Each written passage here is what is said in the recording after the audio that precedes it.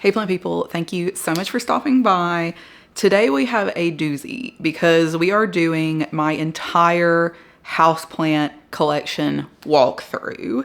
I thought I would start off by just saying a little bit about my growing conditions. My name is Leslie. If you've never seen any of my previous videos, I've been on YouTube just for a few months to share my houseplant collection and my houseplant journey with you guys, as it is one of my passions and one of my most loved aspects of my life. However, I feel like it is very difficult to express exciting houseplant things to non-houseplant people. So I think YouTube and social media and stuff is just a really great way for houseplant people to come together and appreciate our planty stuff, because no one else is going to appreciate it. I am located in Northwest Georgia in the United States, and it is currently summer where I'm at. So it is very warm. The days are much longer. It is much more humid, things like that. So it is kind of more ideal growing conditions currently. So I feel like my plants have been doing significantly better than they have in the past. We are going through a little bit of a rainy spell right now, so it may be, the lighting may fluctuate a little bit just because it is a little bit cloudy. I do grow the majority of my plants in ambient humidity. I do have a humidifier that I run most days around my anthurium just because they are a little bit more finicky about having higher humidity. But other than that, the majority of my plants are just growing in ambient conditions. I've done a walkthrough previous to this video to kind of see exactly how many plants I have in my collection, because I don't often count. And I currently have over 315 species of plants in my collection. That may sound like a lot. You may be thinking, God, this lady is crazy. Like, what does she do with that many plants? But let me just tell you, if you are into plants, it sneaks up on you. So if you're not careful, you're gonna have 315 plants too. And then you'll be like, how did I get here? Just like I am. And who knows the answer to that. If you end up enjoying this video, please like, please subscribe. It would mean so much to me. And without further ado, we're gonna get straight into it because we've got a lot of ground to cover. All right, guys, so I've got my mic flipped around. I'm gonna try not to scream into this thing because I'm so used to having it connected to the stand. But this is kind of the setup that we have going on. So this is like my dining room space. This is like an open concept type deal. So it's kind of one big room. We've got my living room area over here. I'm currently in the kitchen, which is on this side. And then I keep 90% of my plants in this area over here, just because it is between this south facing window and this east facing window. So it does get better light. But as I've said in previous videos, I do just kind of enjoy having this area being kind of not as overwhelmed with plants, but I do still get to see all of my plants over here. So it's kind of like a good mix of having more of a calmer living space, and then all of my plants being in this area. And this is my very handsome, very sleepy boy, Vash, who is not thrilled about me recording. Let me see. Oh, yep. And this is my, can you see that? Look at that tongue. That's Stark, he's my dachshund mix. Anywho, so we are going to start over here in the dining kind of area, which is where I have most of my plants. And we are going to start right here. So this is my Alocasia Regal Shields. And this is a plant that I found last summer at Ace Hardware, and it was in the outdoor area kind of with their other elephant ears, their colocasia and stuff like that. And I found it out there, and I knew it was obvious. I didn't know what kind of Alocasia it was, but I knew it was some kind of Alocasia because of the way the leaves kind of stood up. And I'm just like, I love Alocasia, so it was pretty big when I got it. This is not nearly as big as it was when I first brought it home, because it was living kind of like outside in a greenhouse type deal. And here it is not getting near as much light as it probably should be getting, but that is just like a logistic issue because it is so large. You can see like this is still like a fairly large leaf, and it stands quite tall. So I had to kind of like stick it over here on the end, because if I put it over here in this area, it would just take up so much of the light that it would be an issue for my other plants over there. So she is over here living on the end. Still a totally beautiful plant. I would say if you're interested in alocasia, Regal Shields has been one of the easiest ones for me. And it has really not been much of an issue as far as like pests and stuff like that. So out of the alocasia that I've had, this is probably one of the easiest. Moving on, this is my bird of paradise, which looks like it is very, very tall, but it is sitting on a table, although the leaves are quite large. This is its newest leaf that it put out, and you can see like it is just huge. That is a massive leaf. And it's good that I have like vaulted ceilings in here, because this would not, that thing would not fit anywhere else that had like a non-vaulted ceiling. It's so big. I mean, of course, like I said, I do have it on the table, but I have to have it on the table because if I have it on the floor, it's like you can't walk around it because it's so big. And then we have in my bird of paradise pot, I have stuck another one of these, like the pots that you get from Home Depot and Lowe's and stuff like that. It's that size. And it has my alocasia longiloba. I keep wanting to call this longlobia because I feel like that would make more sense, but it is longiloba apparently, which I know now. But I've got it just stuck in here to conserve space, and she's not the happiest. I don't know what's going on with her. I repot her recently because she's just been looking kind of like sad like this, and like she's a little bit like curled in and stuff, and just not looking the best. But I repot her and I checked her roots and everything, and her roots are great. So I don't know what her deal is, honestly. So maybe she's not getting enough light over here, but that's just, she is just gonna have to adjust to that because I don't have anywhere else to put her. And then underneath there, this is my philodendron white wizard. I got this at Kroger, I think, a million years ago, it feels like. And I actually have a second plant of this that you'll see that I keep in my bathroom, because when I got it, it was one of the ones that had like several plants all together. And I stuck him on a moss pole, and it's been doing pretty well. I did move it out here into my living room from my bathroom, so the first leaf that it gave me since then was kind of messed up, but it's gone back to its regular leaf size there. I do feel like this is a pretty good, like it has pretty good variegation on this plant. I've seen a lot of them that kind of struggle with variegation, but I've been pretty lucky with this one. And then next, this is of course my Monstera Thai constellation, and she is really beautiful. In my last video, I was talking about how like I was supplementing with silica, and I feel like it's been doing pretty good because she has not been browning as much. And literally right after I said that, her newest leaf started browning, so I had to cut it off. So we'll see. Maybe it's just not been long enough like with the silica to figure out whether or not it is working. Maybe it's helping, maybe it isn't. I'm going to continue using it just to see, because I don't feel like it's hurting them. Like it's not doing worse than it was. If anything, it's doing slightly better. So we're just going to kind of see with that. Oh yeah, and I forgot to mention also, like I'm not going to go through and put the names of every single plant on the screen because that would just take so long.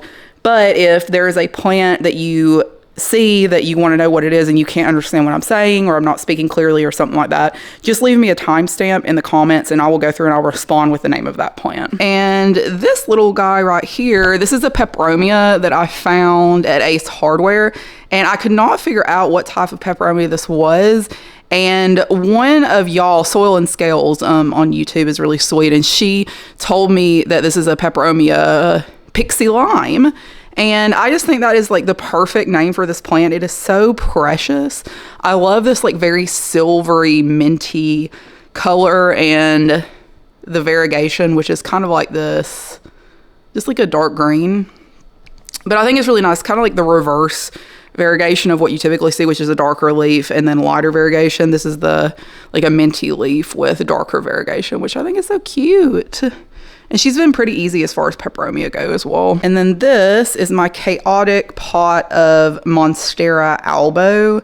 And this, I bought this as a Monstera albo white tiger, which I believe is just, it's like one of the variegation patterns that has like a little bit more variegation, which you can see in some of these other leaves. It has a tendency to be quite variegated, especially this one, which is like really minty. But I cut that one up and I have like 5 propagations all growing in here, and they're still relatively new, so they're still focusing on root growth. They've not grown into the pole yet. So I've not even been like keeping this wet or anything because they're not even using it, but they look like they are about getting to that point where they'll start growing up it. So that's kind of exciting. This guy right here, this is my Syngonium albo. And I've recently moved it up here just because it wasn't getting, this is my goldenrod. That's a different plant. That one's just kind of wrapped in there.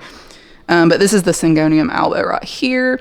And I don't think it's been getting enough light where it was previously because it has just been taking so long to grow. And I really want to chop this up and make a much fuller pot, but I cannot do that if it doesn't grow. So here we are. We're still waiting on that to grow, but it is finally giving me a new leaf. Where are you at? Right here, which looks like it has quite nice variegation. So hopefully we are back on track and I'll be able to chop this guy up before too long. Next to it, which is kind of like mixed in here, is my Philodendron Golden Dragon mottled. And although these leaves do not have much of that variegation on it, when its variegation does develop, it's really, really pretty. It has this kind of like, it kind of reminds me of like the blister variegation in Anthurium, which I think is really nice. It's just kind of like a unique, kind of like a different variegation pattern. And keep things a little bit interesting with some variants. In front of that, this is my Peperomia. I think this is the Maculosa. There's another one. There's another one that looks very similar to this that has the same kind of like texture leaves, but I can't remember the name of that. Although I think this is the Maculosa. And this is a very, very interesting Peperomia. It has almost like an Anthurium type feel or type look to the leaves. And they are very, very thick. They're like, so it's a Peperomia that looks like an Anthurium that feels like a Hoya because its leaves are so, so thick and rigid. You can kind of see even on the camera how thick those leaves are. And the variegation pattern is just absolutely stunning. Like, it looks like lightning to me. And it's kind of like the silvery, the dark with the silvery veining. And then this like lighter green, like what would be the sinus area in an Anthurium. Just absolutely beautiful. And it had not done anything for me the entire time that I had it. And then I repot it and I discovered that the original, like I didn't super break up the root ball when I got it because Peperomias are kind of finicky and they don't like their roots to be disturbed that much. They don't like to be overwatered. So I was just like very leery about breaking up that root ball because I felt like it was going to kill it. But I went ahead and did it very gently, and I discovered that that root ball was hydrophobic. So it was not absorbing any water from that surrounding soil that I placed it in. So I broke it up and stuck it back in some better soil mix, and we've got some action now. So none of the current leaves are putting out anything new, but we have this kind of like jankety looking baby leaf back here. And then we've got, where is it? Yeah, I don't think you can see it, but this is like a little tiny leaf that's coming up right here, and this one's putting out a new leaf too. So I'm very confident that that was the issue that we were having. This one right here, this is my Philodendron Strawberry Shake, which I am just now regrowing from some cuttings that I had sitting for way too long. And she was, when I got her, she was kind of minimally variegated. It was kind of like this type deal, which I actually really like on this. And I wouldn't say that I prefer it over the super variegated strawberry shakes because I think those are really beautiful too. But I just kind of like this kind of minimal I don't know what it is. And the newest leaf, so that's the first leaf. I put her on a moss pole and she gave me this leaf and then this leaf, which doesn't have any variegation, and this leaf, which is starting to variegate again. So she's getting a little bit more long. Yeah, and excuse there's dog hair literally all over everything. It doesn't matter how much I dust these. There's always dog hair. She's growing pretty well. She is starting to root into the pole, which is exciting. And I also put a couple of the other cuttings down here with her. So we have this guy over here. this guy, which that one's variegation looks pretty good. And then this one over here, which looks like it has no variegation. So who knows? This is my variegated philodendron bipennifolium, or the horsehead philodendron. And this one I am totally in love with. I love the variegation. I feel like this is just a really, really nice specimen as far as the variegation goes. Although it has been kind of being a little funky. I really need to get this on a moss pole. So I have recently ordered some more moss poles because the ones that I found that I really like on Amazon, they don't sell anymore. So I had to like find one of the ones that was like kind of like that. And I've ordered some of those, and those are coming pretty soon. So I want to get this on a moss pole, and then I have a philodendron. Sorry, all of the lighting's going to be terrible against this window. I'm going to have to like pull these out. But I have a variegated philodendron soderoy over there that I also want to put on a moss pole, just so that I can see like if I can get it to mature a little bit more, because those juvenile leaves are not the most attractive. But variegated philodendron bipennifolium, yeah, wow, that variegation is just absolutely gorgeous. She is working on another leaf after this one that was not the best, so hopefully this next one will be a little bit better. You can see her vines getting kind of long, and her aerial roots are starting to pop out. So I really feel like she wants to climb.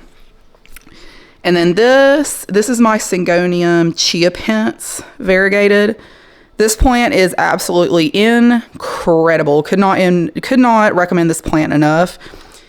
These leaves, y'all, like this variegation on these leaves is just, oh my God. I don't know. It's like in person, they're just very thick and leathery. And I love how the variegation is like between this like very minty, like the variegation pattern is very cool toned. You've got this like really minty green, dark green, white. So it just gives us very like icy, cool toned variegation.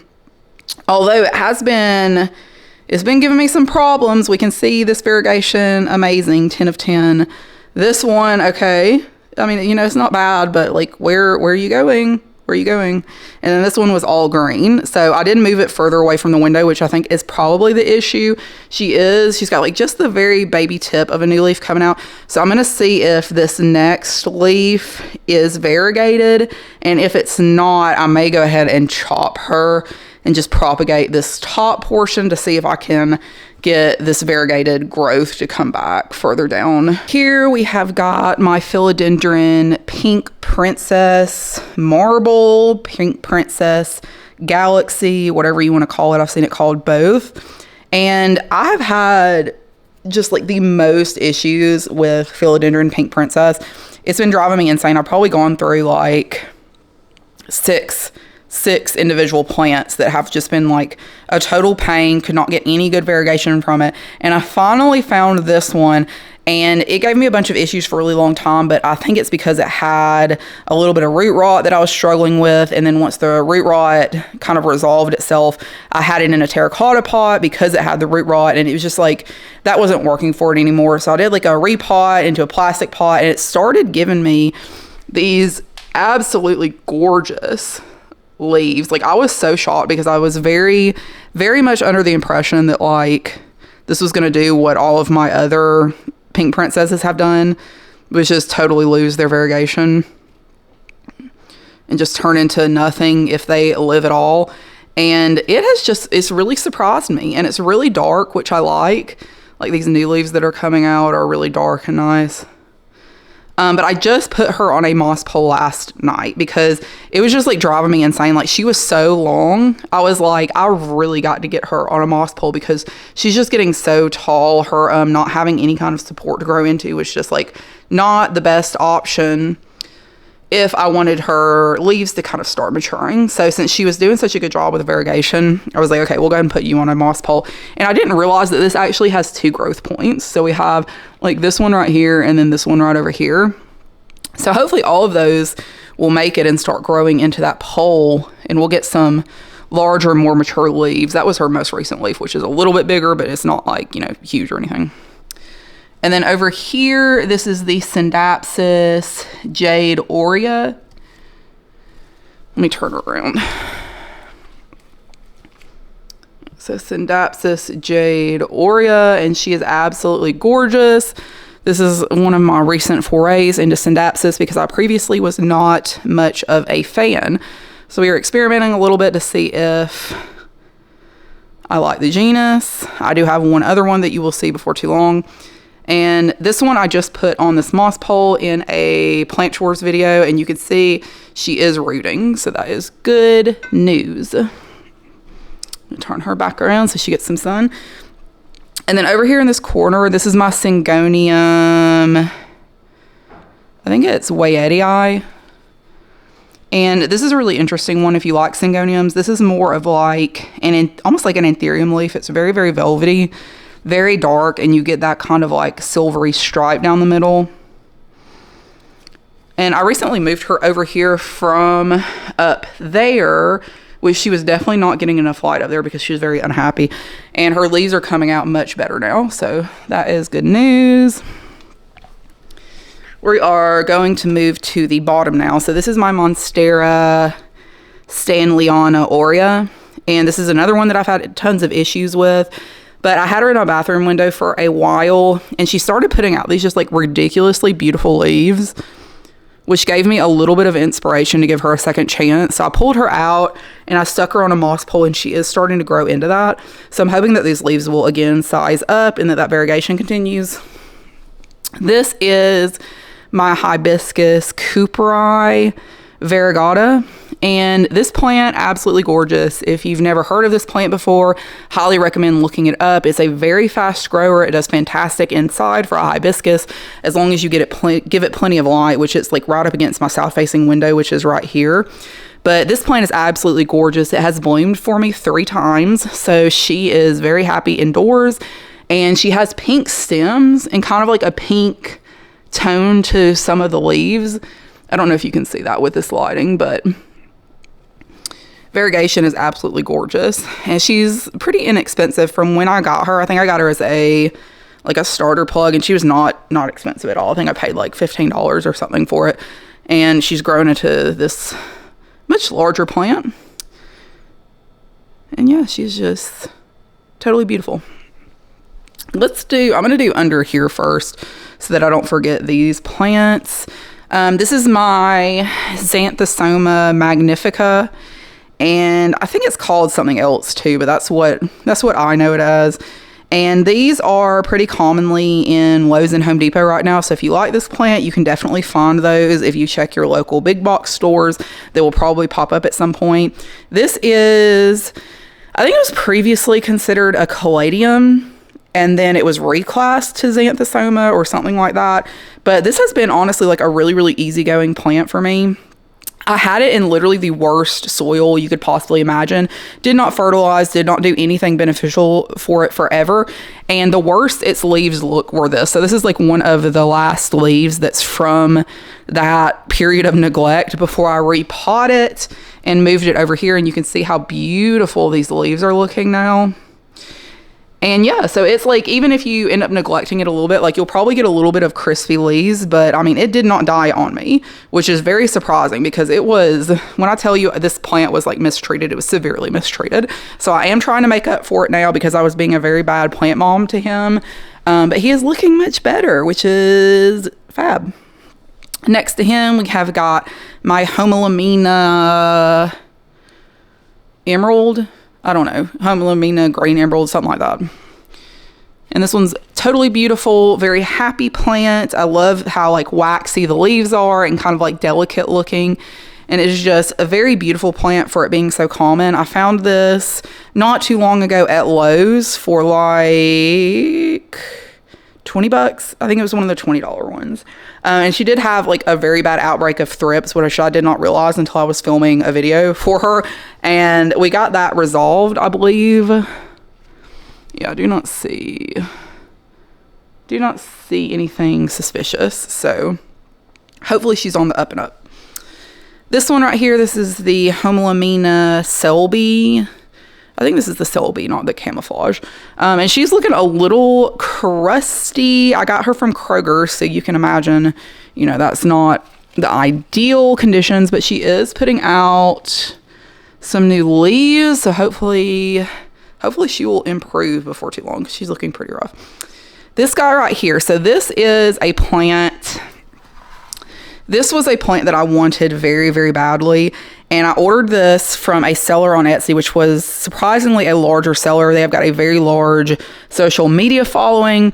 And it was the worst experience I've ever had. Like, this plant I got, it was literally infested with spider mites. Like, this plant, it had to have had spider mites like since they got it in stock, because every single leaf was just destroyed with spider mite damage, and it was totally yellowed. This is the last leaf that it came with, which was like absolutely excellent condition compared to the other leaves, and you can see it's like very like still a little bit crusty. But I was just like horrified, and I contacted the seller, and it was like quite the ordeal to get them to send me a replacement plant. And I actually opted to have them send me a different type of plant, because I was scared that if I got another one of these, like if they keep all of their like same species together, it was probably going to be disgusting and infested with spider mites also. So I opted for a different one, an anthurium, which still looks absolutely terrible as a replacement plant. But honestly, like I'm just like sick of having to deal with them, and not trying to be negative or anything, but like it was just like, it was an atrocious experience. But the anthurium that I got is absolutely incredible when it's healthy. So I had to cut off a bunch of the leaves, repot it, et cetera, pest treated it. And it is recovering now, and you will see that in just a minute. But this one, I honestly did not, like the infestation was so bad, I genuinely did not know if it was going to survive. But it did finally put out this little gorgeous leaf. And let me tell you, I was just like, I was so happy to see, because this plant is like not super easy to find. Did I even say what it was? This is the Xanthosoma sagittafolium, and it's called the Frozen Planet. And this is the variegated version, and oh my god, the variegation on this plant, like you can see it some on this leaf. I didn't think that this had any variegation on it when it first came out, because it's the Polaroid variegation. Is what I have discovered. So it kind of like develops as the plant leaf matures. But when it put this leaf out, like and it's perfect. Look at how perfect that little baby leaf is. And this plant is just absolutely magnificent when it is in good condition and everything. So I have it right here in front and center, trying to get as much light as possible. And I'm keeping an eagle eye on this guy to try to get it to recover. So I will be happy to update y'all on that once we get some more growth. And then next, let's see, where are we going? So this is my very bright south-facing window. I'm going to probably have to adjust the camera here to get you to see all of these. This is my Hoya Bertonier. And it's probably not getting enough light up there, but that's where I want it to be. So we're going to see if it makes it. Its little vines are reaching over here for the sunlight. So maybe if it grows that way, it'll be okay. And then in the window, this is my Hoya mirabilis. And I absolutely love this. Oh my gosh, there's a hummingbird. It flew away. I was going to try to get it on camera. Sorry, y'all. I'm not fast enough. And she's got a little peduncle here. So look at that little peduncle. That is so exciting. I really hope she blooms. She's put out a few of these that have all failed. So we'll see if this is the one. But she is absolutely beautiful. She has very, very dark foliage. It's a little bit like crinkly and funky shaped. I don't know how to describe it. She does have a little bit of a splash too. And I just really like those kind of like elongated knife-like leaves. I think she's very, very beautiful. And then right here, this is my Hoya Wayetii tricolor, which is the variegated version. And she is very cute. I got her from Home Depot for $5, and she is growing like a champ. This is my Hoya Caudata Sumatra, and I've got her right here in the window, but she's been giving me a little bit of problems. So I recently had to chop off some of her dead vines. She does look like super cute growing there though, like with the other Hoyas. So it's kind of like their little hanging situation. And then I've got this plant stand. So we've got like, that is the table that most of my plants are on that I just showed you. And then we've got some in the corner in this plant stand, which is like literally touching the south-facing window. And here I have got my Ficus Eldorado, which is just a really cute variegated ficus. I got this from the Green Escape, I believe it's a starter plug. And it is finally starting to grow. And its variegation has been really good. It's really been enjoying sitting in front of the south-facing window. It has not had a problem with that really bright light at all. And this is my Discoria Discolor, which is an ornamental sweet potato. I know it is very, very bright, but I'm not going to pull her out because she is very delicate, and she almost died when I got her. I'm surprised that she's growing at all, so I'm going to leave her alone. This is my variegated money tree. I found this at Lowe's for $15. This is my one and only surprise variegation find that I have had. And this is its newest leaf. So that variegation, oh my God, like it is loving living in front of that south facing window. Like I cannot believe it put out that leaf, because like this is the variegation it was giving me previously. And then bam, she gave me that leaf. Like what the heck? Not mad at all about that. Put her back. And then we have got my little Syngonium aurea, who has also been quite happy in that south-facing window. Surprisingly, I thought that it would for sure burn the leaves, but it's given me this really massive leaf that's in front. So it is happy over here. This is my Philodendron radiatum variegated, and this one is absolutely gorgeous. This is one of the ones with like the really serrated edges once it gets matured. And you can kind of still see the serration in these more juvenile leaves. Like it's just getting to the point where it's starting to develop that. And this is the most recent leaf that it just unfurled. And that is just absolutely unbelievable, this variegation. And she is so beautiful. She has more of like a self-heading growth pattern, I believe. So I don't think I'm going to put her on a moss pole, but I do need to get that bipennifolium on one. Alrighty, moving right along on the bottom. This is my variegated Schefflera. I got this from Lowe's on clearance, although I have recently seen them at Home Depot in the little Wick and Grow containers for like $5.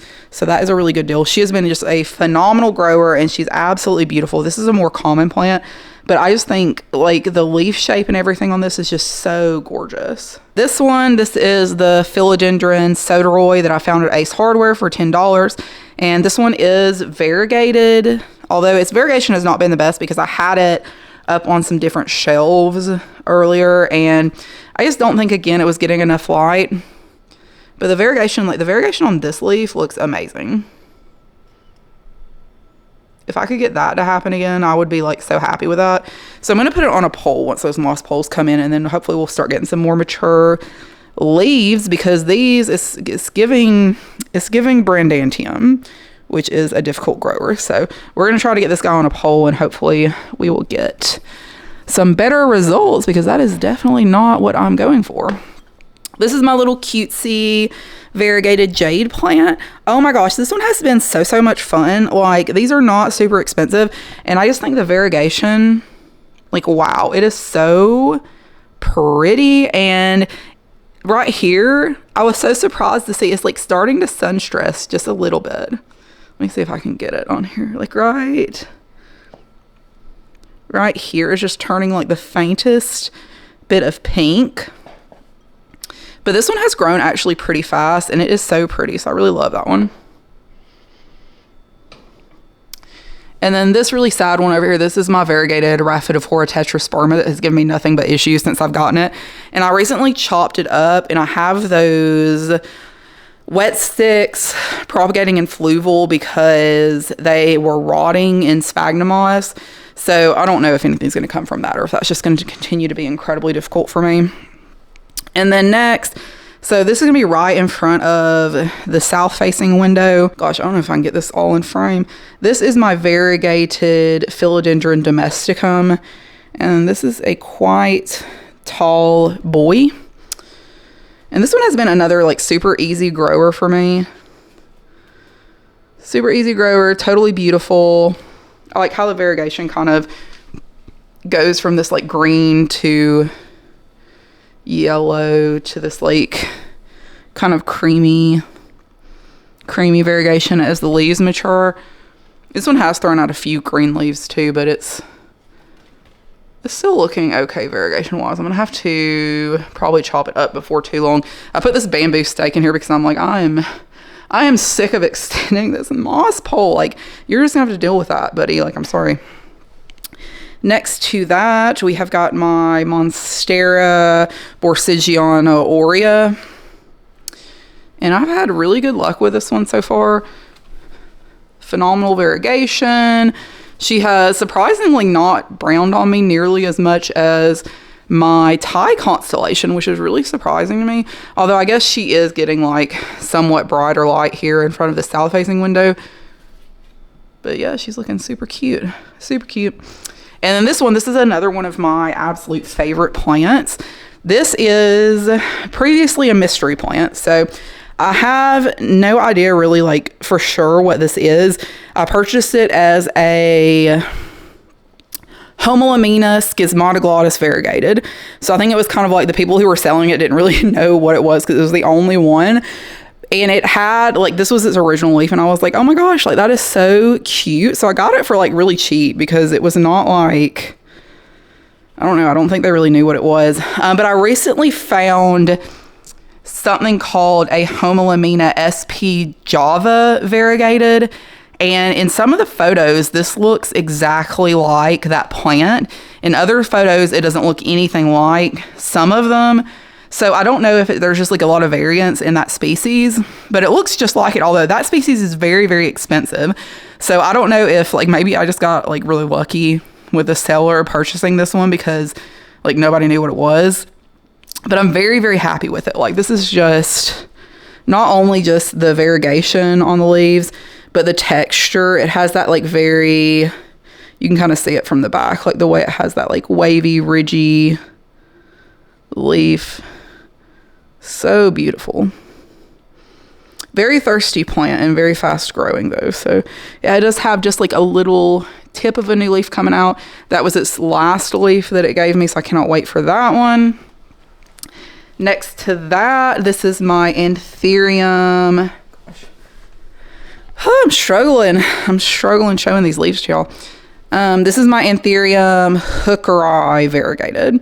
And this is one of the ones with like the darker variegation. I've spoken about this plant a lot. This is like the bird's nest type Anthurium. So its growth pattern, as you can see here, is kind of like sprouting from the middle and growing outwards. And the variegation on this one is absolutely beautiful. We do have also a new leaf. So that's fun. It's called the red sword. It's called something else too, and I cannot remember what the name is. It's like a very long name. I thought I wrote it down, but I didn't. All I wrote is red sword, which is not very helpful. But this is a really beautiful plant. Unfortunately, I keep like moving this thing all over the place. Like it's like the one that just gets shoved somewhere when I run out of space, which is a shame because it is like so beautiful. So I moved it here in front of the south facing window finally, and hopefully it will start growing a little bit better. This was like a rescue plant from Lowe's, and it was like really, really struggling. But we can see we're starting to get some really nice leaves again, and it's got that really like purpley back and purpley stem. Next to that, this is my philodendron green Congo nuclear, which I found at Publix for $50, which is a really, really good deal for this. It does have some like edema on this leaf, which is kind of weird. I think it's just because it is like super duper variegated, because none of the other leaves are having that issue. So we'll see. I may have to move it actually like away from this window. It might be getting a little bit too much sun over here. Honestly, I don't know, because these leaves are like ultra variegated. Like that has no green on it, which is problematic. But that is a really cool plant. It has, when the leaves come out, it does kind of like the philodendron ring of fire, where there's that like pinkish tone to the variegation on it before it fades off to this kind of like neon yellow. And then over here next to this window, we have got, this is my philodendron painted lady, who is looking very cute.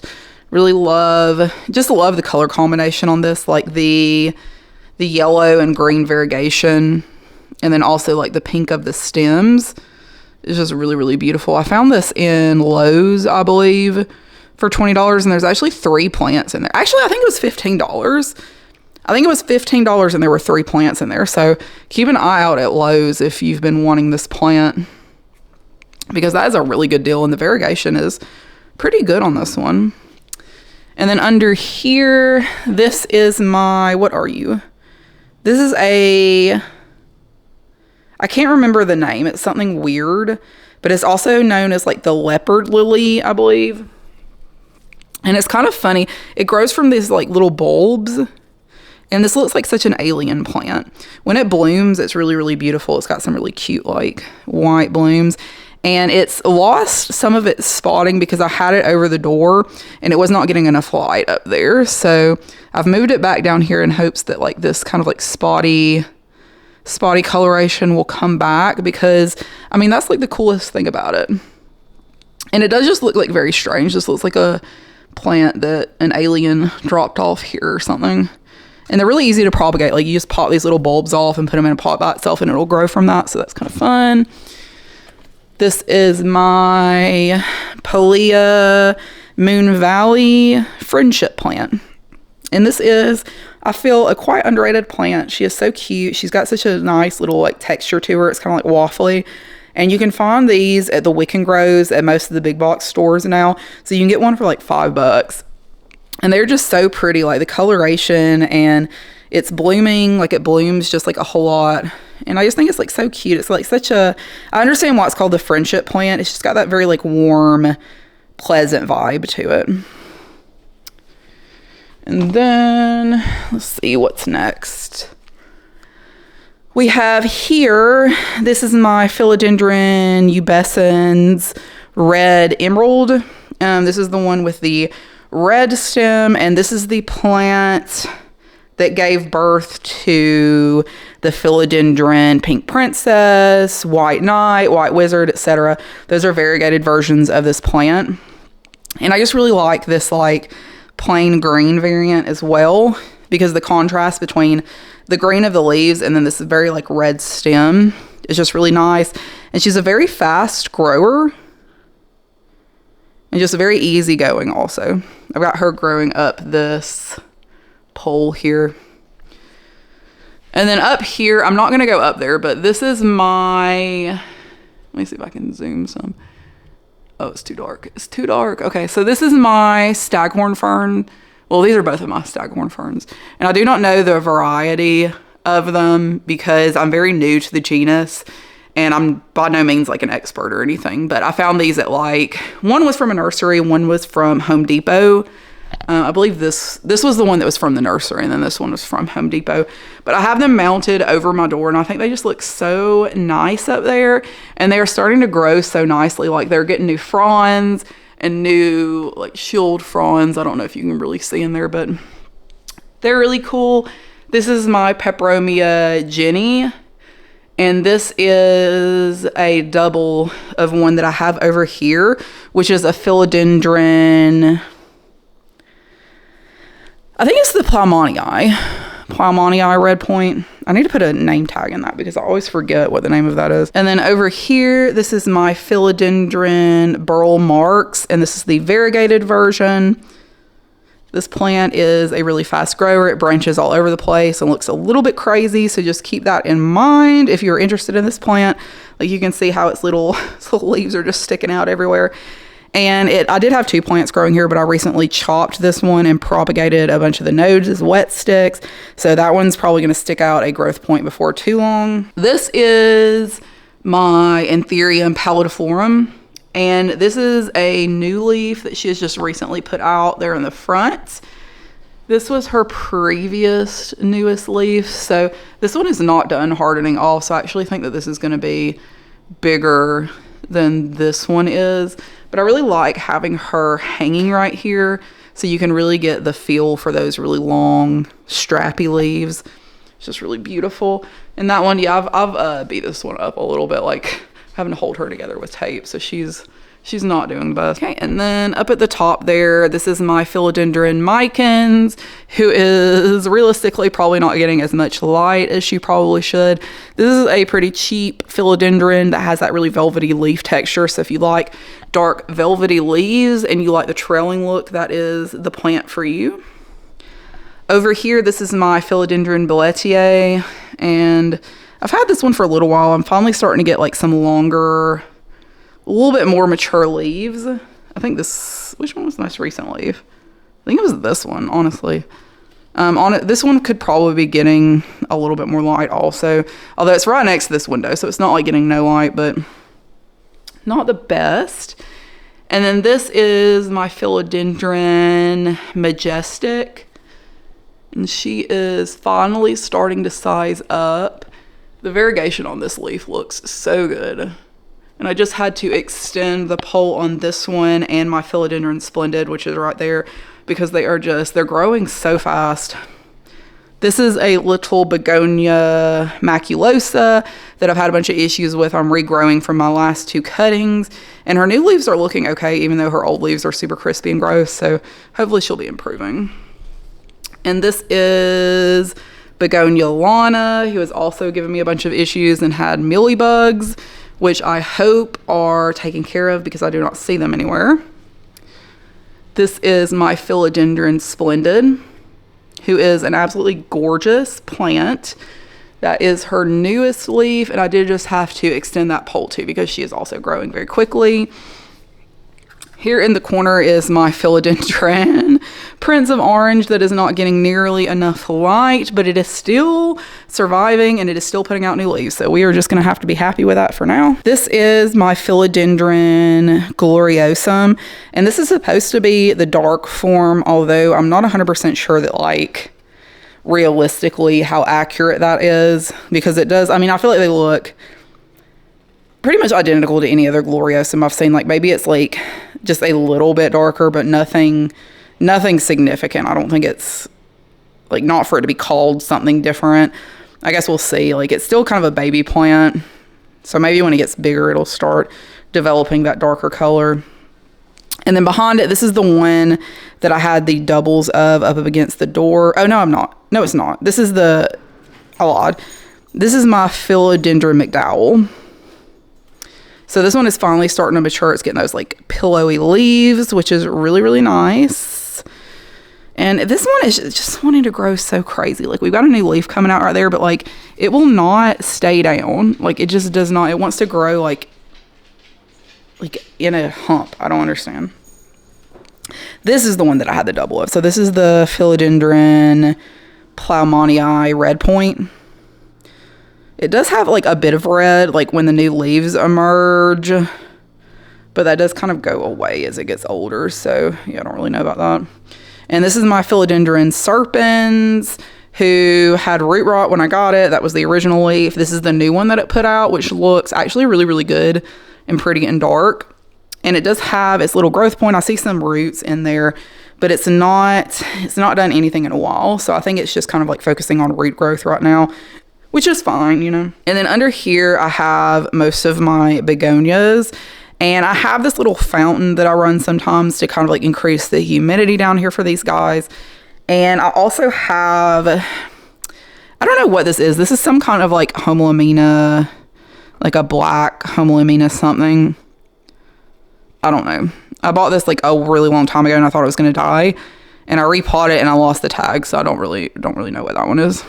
This is a begonia Comoras, Spirit of Comoras or something. And I'm really surprised that this one is still alive and growing. After I got it, it just kind of started declining a little bit, which is kind of typical for begonias. But I don't know. I'm just still not 100%. I don't believe 100% that this is going to make it. Like it may not. I'm just still kind of like being kind of careful with that one for now. So, and then this one, this is my begonia gunmetal.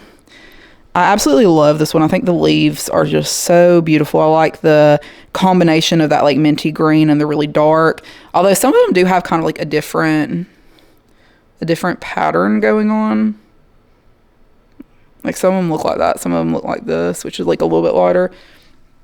And we do have some like baby leaves coming in down here, which is exciting. And then we have this one. This is a leaf that I cut off because I like broke it, and it actually hasn't died yet. So I think that one may grow some new leaves from there, which would be really nice, but that one is really pretty. This one, this is my begonia. I don't know. This is like one of the smaller ones. I actually bought, when I bought this is like a terrarium type begonia. So I've been trying to acclimate it to ambient humidity, which the middle leaves look pretty good, even though these like older leaves are kind of crisping up a little bit. And we do have new growth, so maybe she will be okay. But I thought she was really cute just with that green leaf and that really like bright pink veining. How cutesy. And with that one, I also got this one, which is the Berkelii Silver Edge. And this one's been a roller coaster ride. Like, it's very confusing because like these leaves look kind of okay, and this one looks like it's dying, but it's been on here for like a month looking like this. And then it's also putting out a new leaf, which looks fine. So I don't know like if we're okay or not. So this is my begonia Linda Dawn, which is really cute. Dark leaves, kind of like pinky spots, which is cute. The one in the back, this is one of my all-time favorite begonias. This is Begonia Caravan, and it has not only are the leaves really, really beautiful, but they're very, very soft and fuzzy. So that one has just been really, really fun to grow. The one in the back here, this is my Begonia Gray Feather, which has been very fussy. It's been at least putting out new leaves now that I moved it back there. So hopefully that will improve. In front, this is my Begonia Looking Glass, which has been more of the easygoing begonias that I've had. And it's been growing pretty well. We have recently lost some of the leaves at the bottom, and I accidentally broke one leaf off. So we still got plenty though. So she's really beautiful. She's got really like sparkly silver foliage with this dark veining and that little red sinus. So she's very, very striking, and her leaves get quite large. Like that's a large leaf. Okay, and then we're we're on this next shelf here. I have just like some kind of antique shelves set up here that most of my anthuriums are on that side, so we will get to that in just a second. But we're gonna start on this shelf. This is my Begonia River Nile, and this is a really beautiful begonia. Again, it has that kind of like lime green and dark type coloring, which is really nice. I actually think that I've been overwatering this one a little bit, so I'm trying to let it dry out some because it's had like some of these new leaves have just been melting off. So hopefully that one will bounce back once I chill a little bit on the watering. And then here, this is my Anthurium Modianum, or Red Beauty. This is one that I got quite a while ago that's been growing a little bit slowly.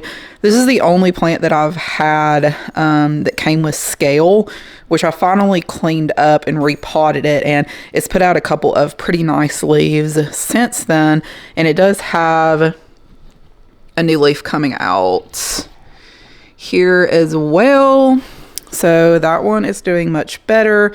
This one is kind of similar to the Queen of Hearts, which I have sitting right over in this area, in that the leaves come out this really, really dark, like burgundy, almost black color, and then they fade off to the green. So that's kind of interesting to see. And then this one, this is the Anthurium. So this is just kind of like the basic Anthurium that you can find everywhere that has the red flowers, but this is the black flowered variety, and I've seen some people refer to this as the Black Beauty, although I think there is another Anthurium that they call the Black Beauty, so I'm not 100% sure on the name of this one, but it does just kind of have darker leaves and darker veining. But it is really pretty, and the flowers are quite pretty when they come out. They're like a very, very dark black color. And then moving upwards, this is just kind of like a mixed pot of pothos. This is a lemon meringue and either the Enjoy or the Pearls and Jade, which is the white variegated one. And I got these both individually, and both of the plants just totally melted on me, which I've had happening quite a lot with these plants that are coming from like Home Depot and Lowe's. So I think I might just be repotting them too quickly or something. But these have finally rooted and are starting to grow, so hopefully that will come back. And then next to that, this is a little baby Anthurium Platinum that I got as a starter plug with the rest of these. Did I say Anthurium? I meant Alocasia. This is an Alocasia Platinum. And I got this as a starter plug with the rest of those. They're just growing a little bit faster than that little guy is, but it's really cute. It's got kind of like silvery foliage when it matures. And then the rest of these, so this is an Alocasia heterophylla. This one also, as it matures, gets more of like a silvery tone to the leaves. This is an Alocasia golden bone, which has very dark foliage with a neon, kind of like a neon green veining in the middle. This is my Alocasia caprea red secret, which is still quite juvenile. These do get pretty large, and it does have a new leaf coming out, so that's kind of exciting. And then the last one that I have over here is my Alocasia watsoniana dark form, and this is probably one of my favorites. I think the mature form of this is just incredibly beautiful and very dark on this dark form, obviously. So I'm eager to kind of see that mature. I'll have to repot these soon because these are just like in very small pots because I got them as starter plugs. But I just have them grouped together right there so that they're kind of out of the way because they do have quite a lot of height as they get growing and they kind of sprawl all over the place. All right, and moving on to my Anthurium. So this is going to be the first one of this kind of like side where all of my Anthurium are. This is a red crystal crossed with a Colombian no ID, and it is super duper dark. I got this, the seller had a few of these on Etsy and it just didn't really look like anything that I had seen before. It did lose a couple of leaves in shipping, but this is the last leaf and it looks, that was like its original leaf and it's looking really good. And it did just put out a new leaf that is just barely unfurling, so I don't want to mess with it too much. But this one is just so beautiful, very, very, very dark. And it has kind of like a leathery texture to it, which a lot of my Anthurium are like the velvet leaved Anthurium. So it just kind of like, you know, it's just something a little bit different. And the veining's really beautiful too. And then up here, this is my Anthurium Magnificum crossed with a Forgetii, I believe. Yes. Forgetii and Magnificum. And this is its newest leaf that it gave me. All the previous leaves were like not enormous, and then this one was very, very large, and when they come out they're like bright neon red, which is so beautiful. Like I just was not expecting the leaf when it came out to be so vibrant. But yeah, this one very large in comparison to the other leaves. And again, we do have a new leaf that is coming out, so I can't wait to see how big that one is going to be. Let's see, where should we start? So this one I actually just knocked off of the shelf yesterday, and yeah, it just totally unpotted itself and dirt everywhere, and we'll see. It was already kind of struggling because of, as I've mentioned in some previous videos, if you've not seen those videos, I was having a lot of issues with root rot because of some soil that I had used was really bad soil. So a lot of my Anthurium specifically, as well as some other plants, have really been suffering just from where I had used that really bad soil. So this one, unfortunately, is a Carla cross. It's a Carla Blackier cross with Doc Block F2. And she was really beautiful. Like, fortunately, like this was already gone before she fell, and I had just cut off her other leaf that was like really yellowing off. So this leaf hasn't changed any since I knocked it over. She still seems kind of perky and her roots seemed healthy. So hopefully she will not decline too much from being knocked off the shelf in her already sorry state. So we'll see. This is an x-ray that was selfed, and it is just a little seedling. This is its newest leaf, which is looking very long and pretty. So that is, it's so cute. I'm so excited for that one. Okay, and then this one, we've got another seedling. This is a Forgetii dark form crossed with a Carla that was crossed with a Pap. So not much to see there. It just looks like a little baby. This is my Anthurium King of Spades. Very excited to have this one. It does have one of those old leaves yellowing off, but that veining is just so, so beautiful. It's definitely one of my favorites. And then up here, so this is an exciting update. This is my Anthurium Bessier AFF that was crossed with Magnificum. And the reason I bought this plant was because if you can see right here, the sinus is really like wide, and on this newer leaf, which granted this leaf does not look good because she had a lot of root rot, but you can, oh my gosh, this light.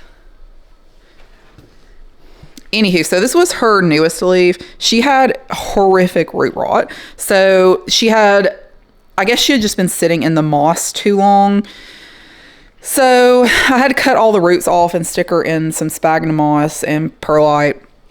And it is very exciting because she is finally growing some new roots. I've just been like hoping and praying every single day that she's going to be okay, because this is one of my favorite Anthurium again. And we can see we got a root there. And then I saw today we have this little root peeking through. So I'm so happy because she is just so incredibly beautiful. Like how long the leaves are and that wide sinus. And it does seem to be getting wider as the leaves kind of progress. And even though that one looks like a little bit sickly, it's still really beautiful. So I am hopeful for her. Actually, I'm going to leave her over here so I can get to these other ones. This is my Anthurium Regal, which was struggling, and it finally put out this leaf, which looks pretty good. Pretty good looking leaf. And we do have a new leaf that is coming out, or about to come out.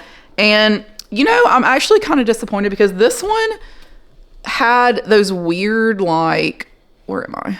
There I am. So this is the back of the leaf, and you can see it has these like weird, like little flaps back here. And all of its leaves that had died off had these. And I was really disappointed to see that this one did not have them, because that was such a funny little feature. But I am happy that it's finally growing again since the root rot. This is a really cool one. So this is one that I got, I believe, from Orchid Box on Etsy. And this is a crystallinum cross with a warquianum. But the reason so that is a cool cross already. But the reason that I got this plant was the veining. It looked to me like, I mean, I guess it's like too young to tell, but it looks almost like blister variegation.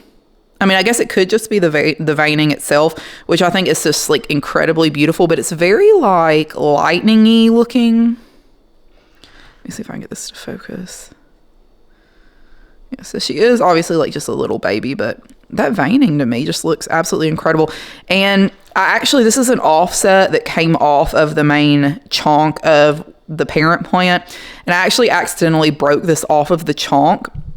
And I put the chonk in one of these plastic cups with perlite.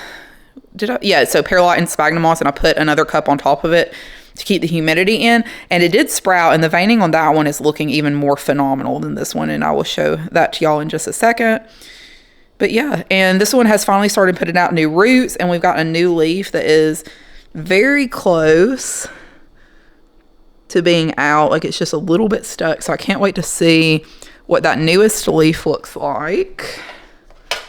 I'll put this one back. And this one is an RLFS crossed with a Carla, crossed with an Ace of Spades. I have spoken about this plant before. I absolutely love this one. It is very long. It has that really awesome veining that's kind of like a peachy orangey color, which I think is really beautiful. This is its newest leaf, which has just finished hardening off. And those are the previous leaves. So she was already cute, but man, that new leaf is just like, wow. That is so beautiful. And then we have got this guy, which is an Anthurium David Portilla Dreams. Definitely some kind of a luxurians cross. I just thought it was really interesting. Seems like luxurians is like very strong genetically. Like anything crossed with a luxurians is going to look very, very much like a luxurians. But yeah, I like the sinus. I like the petioles are kind of pinky. This is its newest leaf that it put out, which is still hardening off, although it is very beautiful. And then this guy is a, what are you? You're a papillolaminum crossed with a crystal, crossed with RLFS. So again, the very long shape is very appealing. Veining's very pretty. That's its newest leaf, which just like randomly decided not to put out a secondary lobe. Like it just decided one lobe was enough, which is actually really cute. And then that is one of the older leaves. Very pretty. The coloration, this like color green is really pretty. It's kind of that olivey type green. And then this guy right here, this is Cunha crossed with Carla. And this is its last leaf that it put out, which is definitely presenting that more round shape. Very velvety and pretty. Veining's really pretty. This is its newest leaf, which is not totally hardened off yet. It's really beautiful. I like the veining's very spidery on this one. And actually the coloration of this one reminds me very much of the coloration on the RLFS cross that I just showed you. That kind of like peachy orange sinus. Really stunning. And then we are on to our second shelf. Let's see. I'm going to have to kind of pull these out of here so that we can see without the backlight of this window, which is very, very bright. This one is kind of an interesting one. This is an Anthurium flavonodiatum, narrow form, AFF. So it's something like flavonodiatum. And I just thought it was kind of interesting. Like it's not like just, I got a lot of the velvety leaf Anthuriums, so I thought this one was a little bit unique. It has that very pink stem, kind of cool abbey leaves.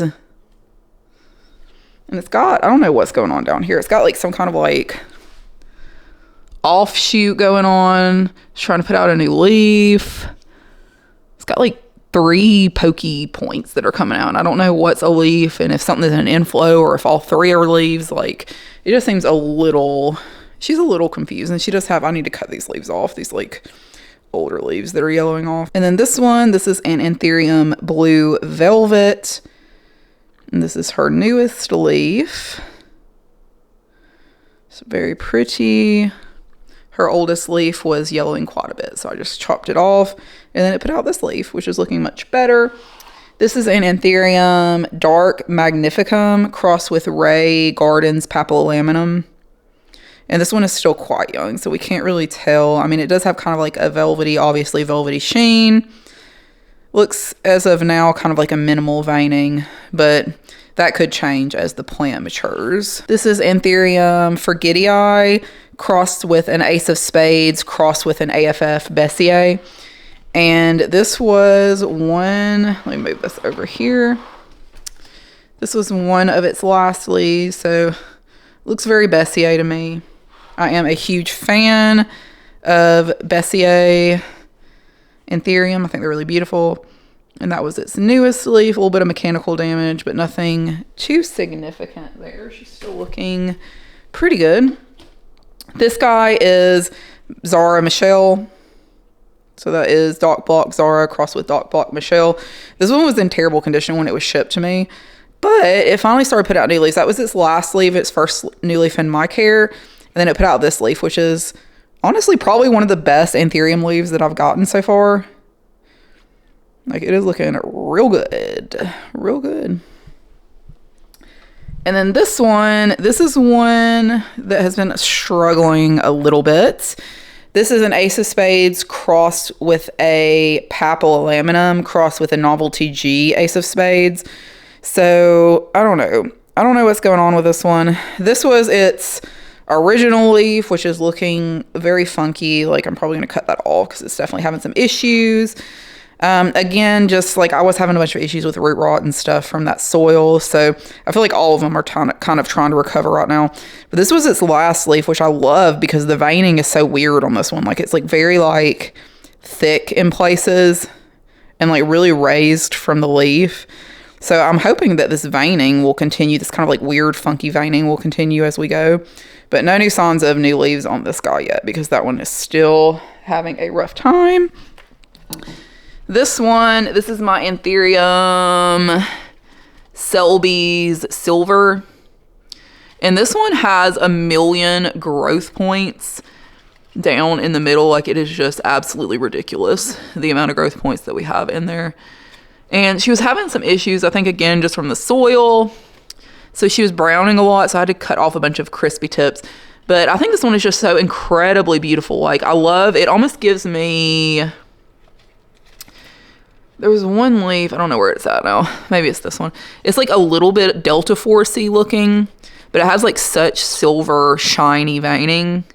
If you can see that sheen in the light, it is like so beautiful. And then when the leaves come out, they're this like rosy pink color, which is just absolutely precious. And this is by far the best leaf that it's given me in a little while, even though the tip is kind of crisped off because she's been struggling so much. All right, guys, we're gonna have a little bit of a change of pace.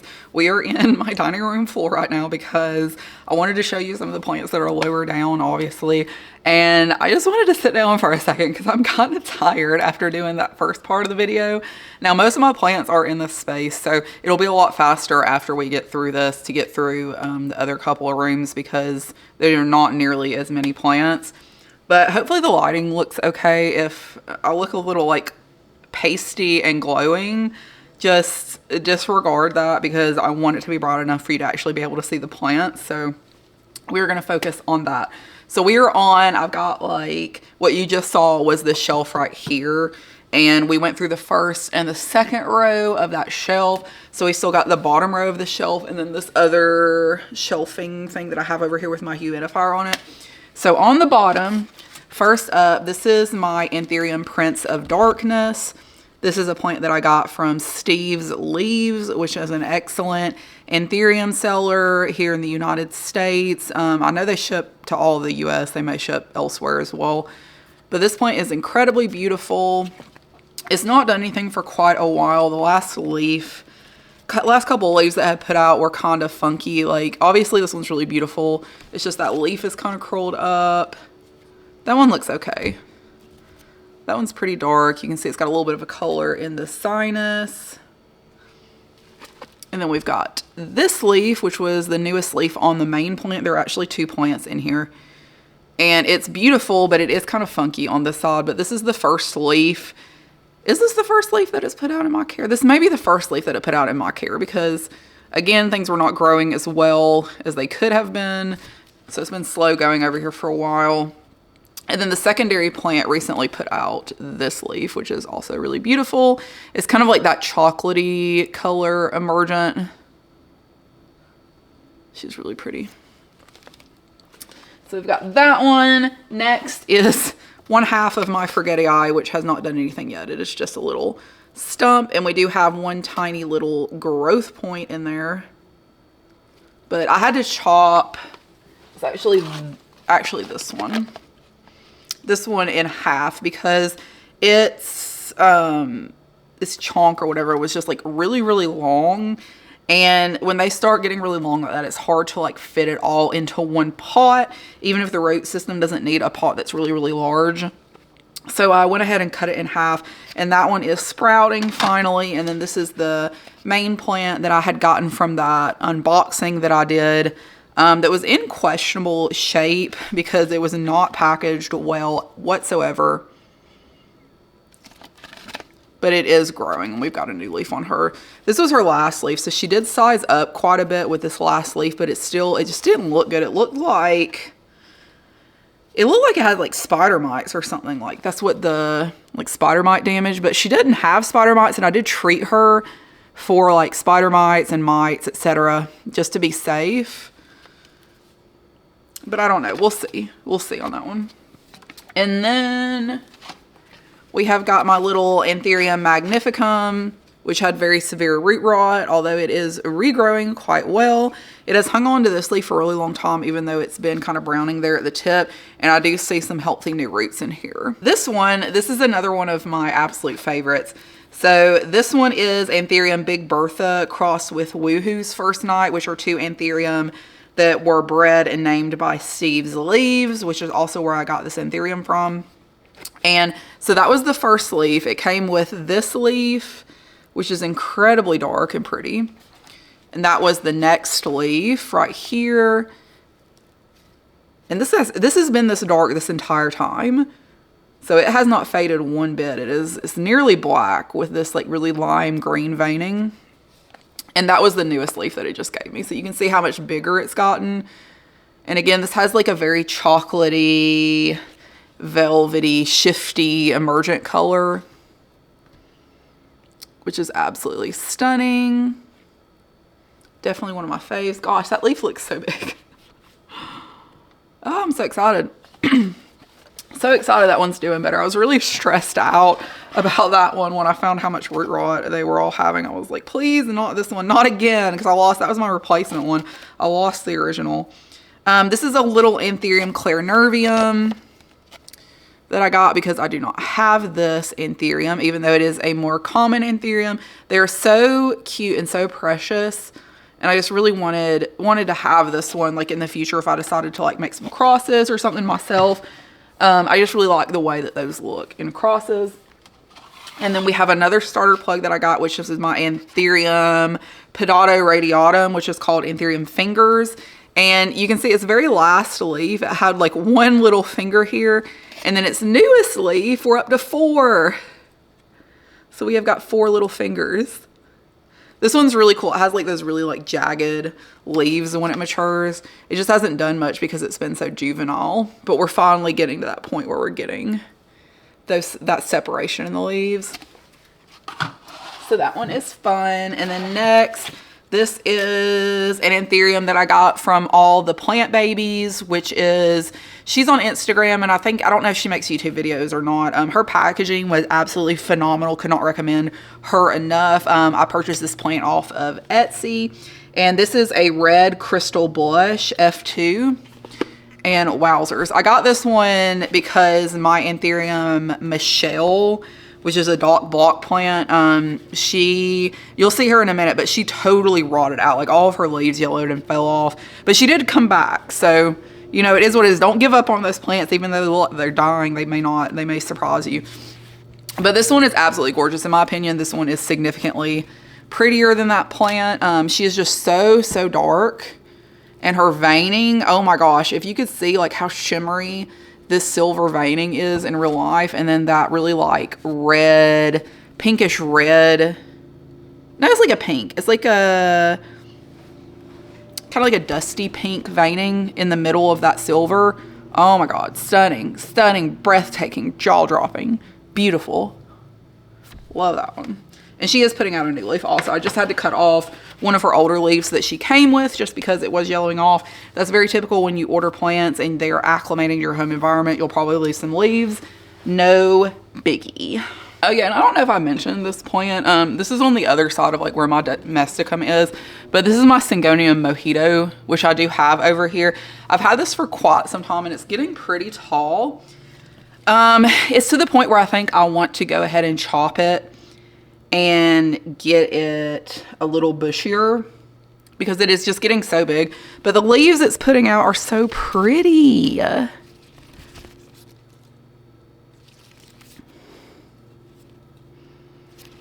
Oh, it's so pretty. You know, it's like to that point where you really don't want to chop it because it's doing so well, but you also do want a bushier plant. It's like, what do I do? What do I do? It's so pretty. I'm definitely going to chop it. Look at these aerial roots. That is ridiculous. This thing is literally like begging to be chopped. That is crazy. Okay, this next shelf, we're going to be working from the bottom up.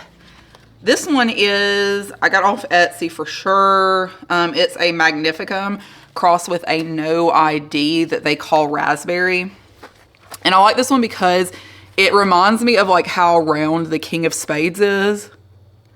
So I wonder if it does have like some King of Spades in there somewhere because its leaves are so chunky.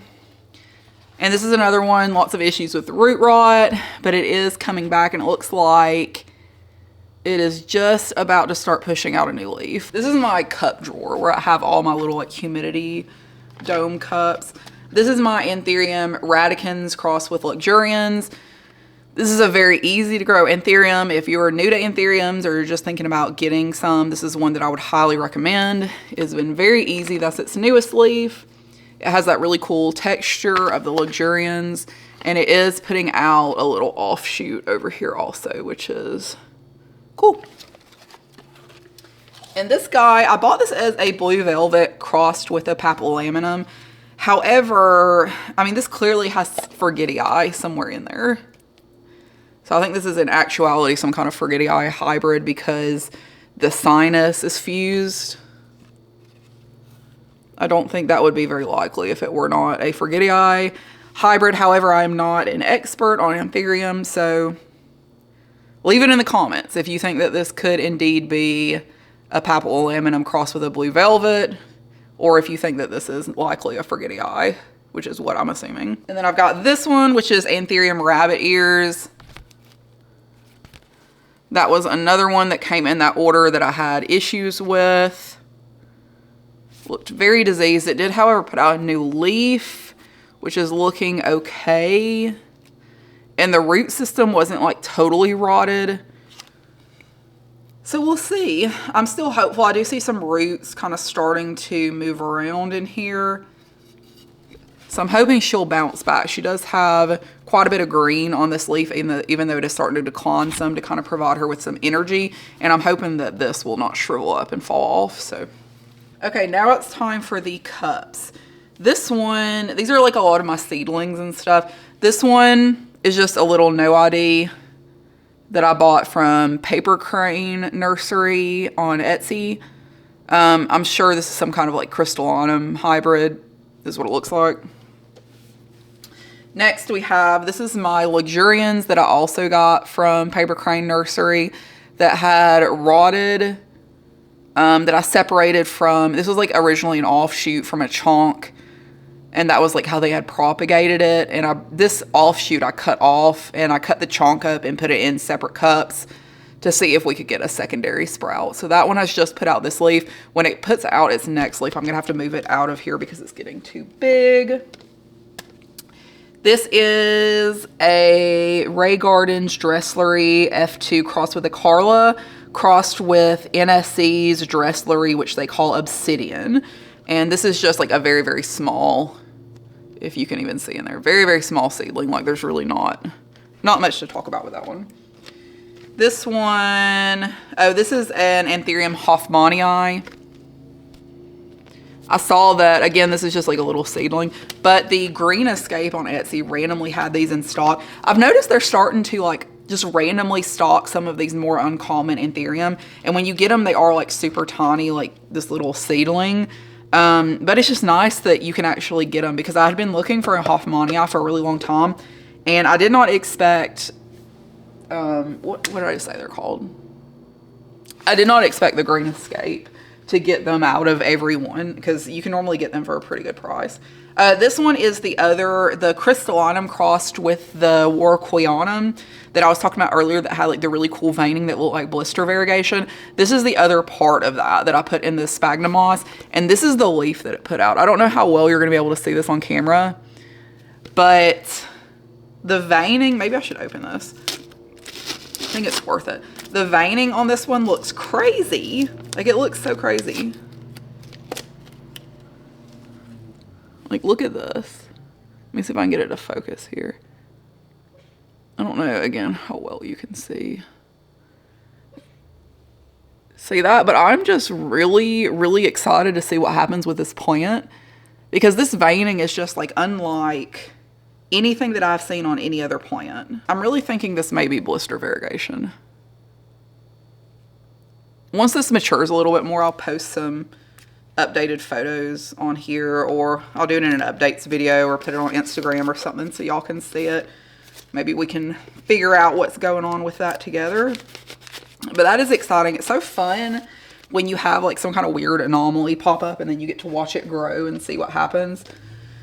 Let's see, what is this? This is another seedling, Anthurium Delta Dawn crossed with BVEP, crossed with papillolaminum they call gator bod. And that one's just a little tiny seedling. Nothing to see when they're this tiny. This one is, so these were some seeds that were sent to me when I purchased this one, which was the one that looks kind of like King of Spadey. And this is one they call watermelon crossed with a Bessier AFF, or it could be a King of Spades. They weren't really sure. And they sent me 2 seeds. Both of those sprouted. Oh, sorry. My ankles are like falling asleep here. All right, and this one, this is Michelle crossed with Zara, crossed with FS Self, crossed with BVEP. Another seedling. I know this is very exciting. These are very exciting updates when it's like literally like it looks like nothing's going on. Okay, so this guy up here that I was talking about, that I was in love with, the Bessier AFF with the wide sinus that had the root rot, put her in the cup with the perlite. Her chunk that she came off of, I cut it up into 2 different pieces, and this one's got a sprout. You will definitely not be able to see it on camera, but it has like a little red, yeah, there's no way you're gonna be able to see that, a little red sprout. So see, that's what I'm talking about. Like these plants, I'm telling you, like Anthurium, even if they've got root rot and the chunk is not totally rotted, you can cut that up and stick it in some sphagnum moss in high humidity, and it may sprout for you. So it's always worth at least giving it a try. This is another one. This is another one of the wide sinus ones. So these have both, those have both sprouted. That is extremely exciting. This is Anthurium, not the mama, crossed with Ace of Spades, which is the other half of this plant. This was one that was really, really affected by root rot. So I had to, this is the one that had the better root system. So I left this in this pot, and it is sprouting. It looks like it has 2 separate growth points. So that'll probably be good. And then this is the other part of that. I don't know if I said this already, but this is not the mama, crossed with Ace of Spades, which are Steve's leaves, Anthurium. And this one, it had this leaf when I put it in here. I do not see any roots or anything growing in here, but the leaf is not declining. So that one's probably gonna do okay. And then let's see, what do we have here? Oh my gosh, literally all of these are sprouting. That is so cool. This is my Anthurium moodianum.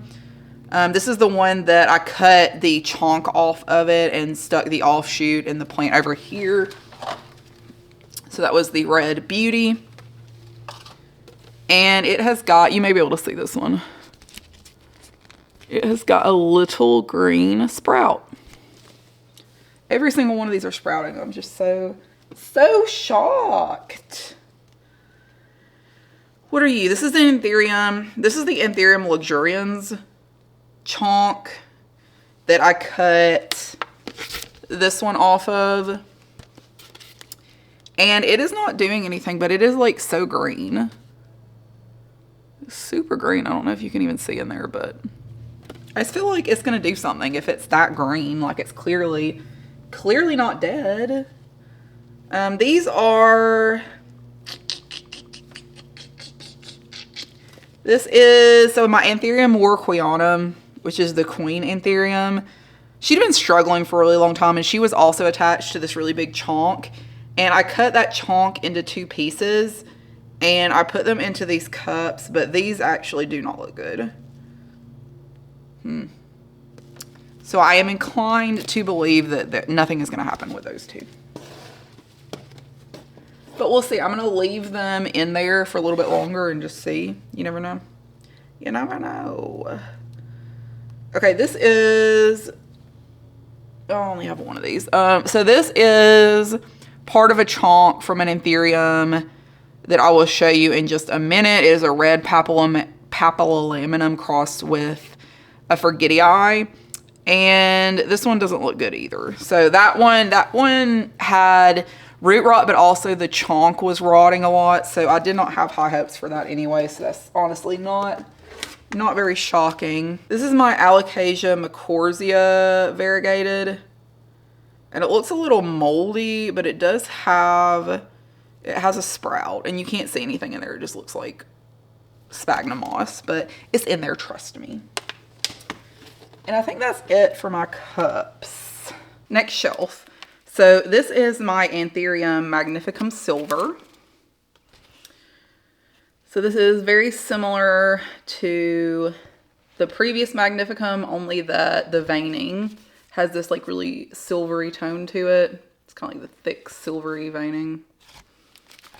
But otherwise, it's about the same. Other than this one looks like significantly better than the last one did. My sad Anthurium Warwickwianum, which is crisping up at the edges. I did repot her and I used some of the great white on her for her roots because this is her last surviving leaf and it's just starting to look absolutely terrible. But she does have a little bit of growth. You can't really see it coming from this point right in the middle. So I'm hoping that she will actually start improving now. This is just a little Anthurium papilolaminum Indonesian form. This one is still quite a young plant, so nothing much to show. This was one of my first Anthurium, which is a Bessier AFF crossed with an Ace of Spades dark form. So she is absolutely gorgeous. She has been super easy for me. She bloomed for me once, and then she had another bloom coming in recently, which I cut off because I want her to focus on the leaves, and she does have a new leaf coming in now. This is another little starter plug that I got from the Green Escape off Etsy. This is an Anthurium Silver Blush. And she has really cute silver veining. She does come out kind of like a pinky color on those emergents, which is why she's called Silver Blush. This one, this is a fun one. So this is a Dresslery crossed with a blue pap. And I really like how funky the leaves are. Like it definitely looks more Dresslery. Like with how round it is and like the veining and the lobes and stuff. So that one is a cutie pie. A few non-Anthuriums. So this is my Piper Sylvaticum variegated. This is kind of a funky one. I had been severely underwatering her. I've been really trying to keep on track with the watering, and she has rewarded me with this little tiny baby leaf. So good job, me. This is my Philodendron Spiritus Sancti, which is just doing a whole lot of nothing. I've had issues since I got this plant because it was my mistake that I bought a plant. Sorry, the lighting is going crazy right now because it's like cloudy and then sunny and then cloudy and then sunny. And I'm trying to like keep it where you can actually see the plants. And I look like crazy right now. Like I'm glowing white. Let me see what I can do about this. Okay, that's a little bit better. But when I bought this plant, I did not realize that they had it as like in their pot box. So it was used to like 100% humidity. And yeah, that did not go well for me. So its original leaf, which was this one, died. It was putting out a new leaf. It died in the sheath. And then it put out this offshoot, which has been growing okay. It does have a new leaf coming out. So maybe that will turn into something, but I'm not like 100% sure that it's going to make it. This is my Alocasia Polly. And this is the pink variegated. That was her most recent leaf, which you can really see the pink on that one. She's really beautiful. And then she put out this leaf. Yeah, this leaf. And it is still pinky, but it is a lot smaller. And I think this is just another matter of like I was underwatering it. And it's putting out a new leaf now. So that one is really pretty. I really love like the pink variegated Alocasia. I mean, like obviously we all do. This is another one. This is the Alocasia Bambino, the pink variegated.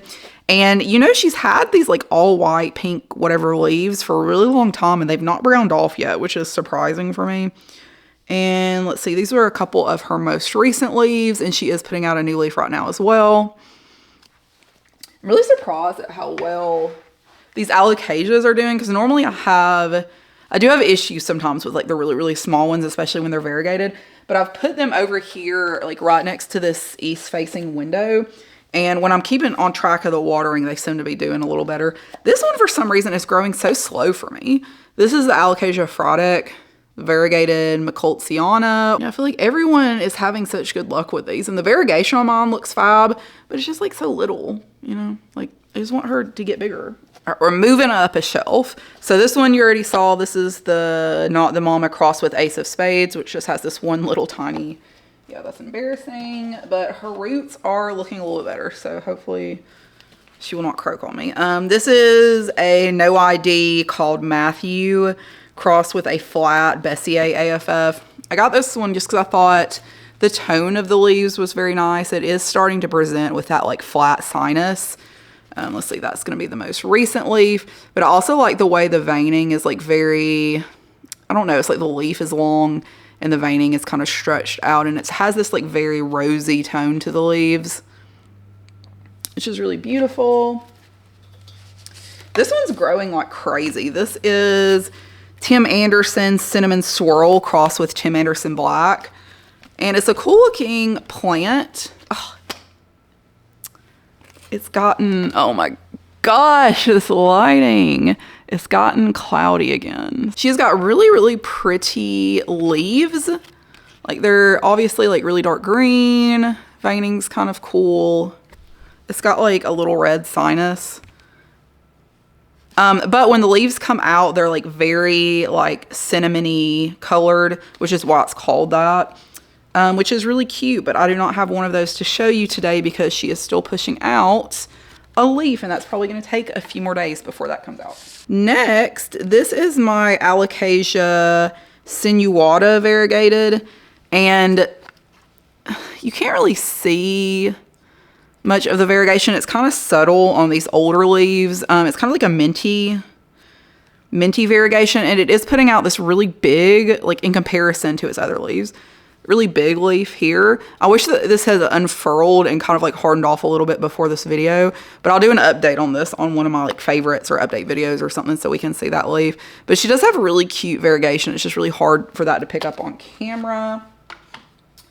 And then the next one, this one's really beautiful. This is my Alocasia Dragon Scale variegated, and I got very lucky with the genetics on this one. This is 2 plants that are in here, so I feel like I got a pretty good deal. But wow, yeah, that variegation is just absolutely incredible. Those are the 2 newest leaves that she had put out, and she is in the process of putting out yet another leaf. So this is the Michelle that totally rotted on me. This is the Anthurium Michelle by Doc Block. And it has put out, these are the cutest leaves ever. Like these are the perfect, like mature Michelle leaves in tiny form.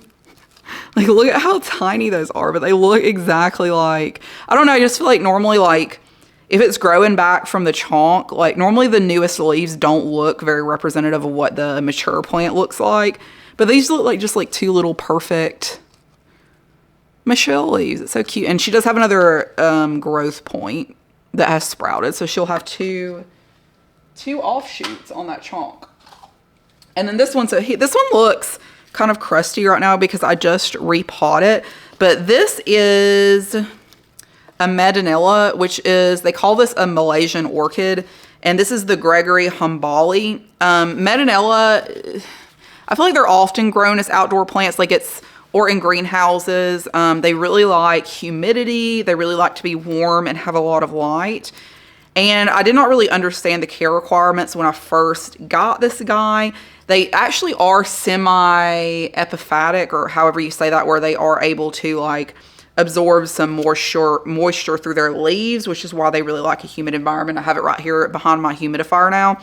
But when these mature, Medinella typically have like these very big flowers that kind of like drape over, and it's kind of like a chandelier of flowers. This one actually blooms along the stem. So when this one gets more mature, it'll have pink blooms that come up along the stem, which is just absolutely incredible. And when these leaves are looking good, they're like looking really, really good. Like you can kind of see they're very velvety, dark green, and the veining is this like really hot pink.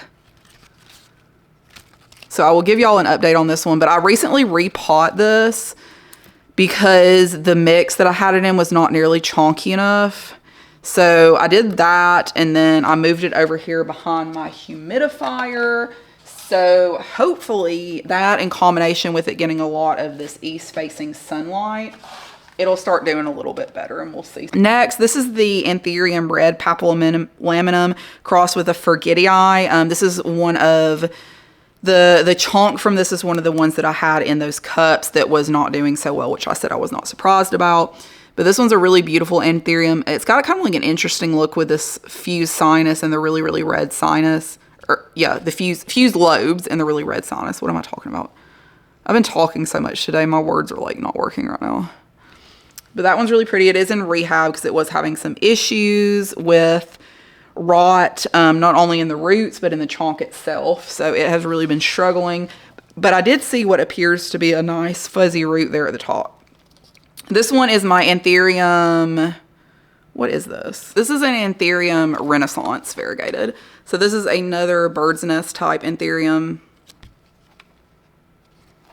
Variegation is really nice, like Aurea type variegation here. This one is an anthurium ace of spades crossed with luxurians. This one is mostly, I mean, it's like a large seedling, but to me, the leaves just look very luxurian-esque. Like I said before, I think like luxurian traits are very powerful. So if you have a luxurians in your cross, it's probably going to look pretty luxurians. This is an anthurium crystallinum, and this one is variegated. I don't know how well it is going to pick up on the camera, but this is like a green on green type variegation. So I'm really excited to have this for in the future. I could do some crosses and maybe we will have some variegated babies. Y'all, please forgive me if this lighting is crazy. I keep having to change things around because it's like there's so many clouds in the sky, and like when it's sunny, it looks one way, and when it's under a cloud, it looks different. So I'm trying to like fight. This is like, I'm fighting for my life against the sun right now. So just bear with me, please. Hopefully you can at least see the plants. This is Anthurium genmanii. This is a really, really cool one. The leaves are very thick and textured. This is a variegated version. And this is another one of those bird's nest type anthuriums. These are incredibly beautiful. Very underrated type of anthurium, these bird's nest type. These are much easier to care for than the velvet leaf anthurium and much more resilient. I've had less issues with these, with like browning and just them being fussy and stuff. And the last one that I have up here on top of the shelf, this is my Anthurium metallicum. He definitely had a lot of root rot. He is down to 2 leaves that look, I mean, they're pretty big. They look pretty good. But he is maybe, it looks like he's working on a new leaf. There is a caterpillar that's coming up, and I repotted him recently because of the soil issues. So I am thinking he is a little bit happier. And then on this hanging shelf that I have up here in the window, this is an Anthurium pterodactyl that is variegated. This is more of, its leaves are not, it's like a more of a leathery leafed. And this did come to me with root rot, unfortunately. Although I do see a little root here on top, so you might be able to see it sticking up. Oh my golly gosh. Sticking up against the cup right there. But it is still kind of struggling. So we'll see. I'm not 100% confident on how that's going to turn out. All right. This one, I've talked about this one quite a lot. This is my Anthurium vitrifolium, and this one is variegated. I did really luck out with the variegation on this one because it just looks, to me, absolutely incredible. Definitely like a yellowy Aurea type variegation. I would say in terms of my pallidiflorum, this one's leaves are much thicker and like much more rigid, which I actually like. I would say I probably like this better than the pallidiflorum, although my pallidiflorum is a little bit more mature, so she is like a little bit nicer to look at right now. But I think when this one's leaves start getting a little bit bigger, I'll definitely prefer that one. And then next on this shelf, this is my Peperomia Pink Lady / Pink Marble. I really do not know because they look exactly the same, if there is even a difference. And this one has kind of like gray and pink and like creamy variegation. So she is really beautiful. I also have up there my Philodendron Jose Bueno. And this was sent to me. I bought this as a starter plug. And it had 3 plants in here. One rotted off. So I don't know if I should be concerned with this one. Because its lower leaves don't look great. Like they look kind of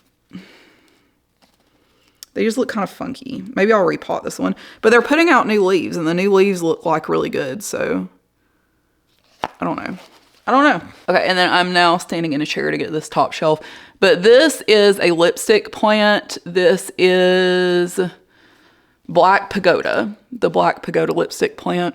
And this one's really pretty. It's got this cool pattern on the front, and the undersides of the leaves are like this really dark burgundy, which is cool. And then last one up here is my peperomia. This is a variegated watermelon peperomia, but it's called the Gold Dust Woman. And this is one of my favorites just because I think the variegation is like kind of all over the place and really fun. Like this leaf back here is almost all white. But this one has been kind of fussy for me recently. It's putting out finally a new leaf, but it is kind of like browning a little bit. I do think I need to repot these because they're just drying out so fast with them being in the window. So we'll see. That may be maybe something plant choresy that I do. All right, guys, we are on the move again. And up here on the top, so as I've said before, I've got my Micans over there. This is my Maranta Silver Band. This is kind of, I have 2 Marantas now. This is kind of an experiment for me because previously I have not had very much luck with Marantas and Calatheas and just the whole prayer plant type deal. This one seems to be doing okay so far. I've got it in this hanging basket, and I've been watering her with like filtered water, so hopefully that'll be okay. This is a Hoya pubicalix, I believe, just a standard pubicalix. This is a Paulownia repens, or a watermelon begonia or trailing watermelon vine. This is a really, really beautiful plant. If you can kind of see her here, even though she's kind of backlit, she just cascades so beautifully, and these leaves are like, wow, they're so thick and leathery. Like you can't really tell that by just looking at the plant, but I really love this one. And then next to it, I can't really get to this one. This is my mini lipstick plant, which is variegated, although the variegation is not super intense. She is really beautiful. Her blooms are really beautiful. Very reminiscent of a Hoya. If you like Hoyas, this is a really cool one. This is in the same family. So this is a lipstick plant, and then this Black Pagoda was a lipstick plant. So their blooms are very similar. And her variegation is getting a little bit better as she grows. She was having a little bit of a hard time, but I repotted her and she seems to be doing a little better now. This is my Ficus pumila. I believe that's the name. It is variegated. It has very, very like small, delicate leaves. She's really beautiful. Someone on here actually recommended this to me because I really liked the look of Ivy. However, Ivy, it was just not working for me indoors. Like it kept dying no matter what the species was that I had tried. So I got this one, and hopefully she will not be as finicky. And I also forgot to mention back here in the corner, like on the windowsill, I do have some of my variegated Rhaphidophora tetrasperma cuttings that I moved into fluval because they were rotting. This is my little baby Alocasia Gigangua Aurea variegated. This one I just could not get to keep more than one leaf, and it would not grow. So I stuck it in this cup hoping that, you know, like maybe it'll catch on and size up a little bit. I'll be able to take it out of there eventually. And then on this side, so this is the Anthurium that I got as a replacement plant for that order that I had a really bad time with. As you can see, like it looks bad, but you can see the potential in it, like how dark it is and how cool the veining and the sinus looks. This is an Anthurium Liberty, which is supposed to be Dark Phoenix crossed with Darkest Panama. And it does also have an offshoot. So these are the leaves from the offshoot. And it put out this new leaf, which is obviously damaged, like it was damaged in the shipping. The main plant, all the other leaves yellowed off except for this one because they were in terrible condition. But the root system looks pretty good. So I'm hoping that, you know, she'll kind of bounce back. And then I also have my Anthurium Queen of Hearts over here, which maintains these really dark leaves for a really long time. She's probably had this. This is the only leaf she's put out for me because she had a root rot and I had her where she was not getting enough light. So I repotted her and moved her. However, this leaf has been this dark like essentially since it came out when I got her. So like 3 or 4 months. It has not like turned this green color. So, I mean, I guess hypothetically it would eventually turn to this color, but like it just takes it a really long time. And I think the veining is really cool, like how it's pink. These are little propagations from my alocasia. I can't remember the name of this one. I feel like it's like Alocasia wayettii or something like that. And it is variegated, but the variegation on this one presents as kind of like this gray tone variegation. You can kind of see it here. But it had root rot and corm rot. So I sliced up the corm, or what was left of it, and I put half of it over here and half of it over here in fluval, and they both had 3 sprouts that came out. So I'll eventually pot all of those up together. Over here on this kind of like trellis situation, I have my pothos, and this is a Manula pothos. And then I also have one of my marble queen pothos. And this one, I've seen people call this one like snow queen because it's like the lighter variegation of the marble queen. Some of it's kind of a yellow too, but I repotted it and it got root rot. So it was like, I guess it would just like let it dry out too much for too long before I repotted it. So I cut it up and I have a bunch of propagations over here that I'll eventually pot back up into that pot with it. Over here, this is my Philodendron giganteum blizzard variegated. And that was the last leaf that it put out, which looks really, really good. Like, I love this one. But this one is not, it's not doing it. It's not doing the thing. So we'll see. Hopefully it'll change its mind and go back to that. And then I have this little alocasia right here. This is alocasia, you can't really see because it's under this shade. Alocasia mellow, I believe. And this is a really funky one. Like, its texture, it feels like a brain. That's what, when I was buying this plant, the cashier, she was like, man, this feels like a brain. I'm like, I know, that's exactly what I thought too when I saw it. So it's just kind of quirky and cool.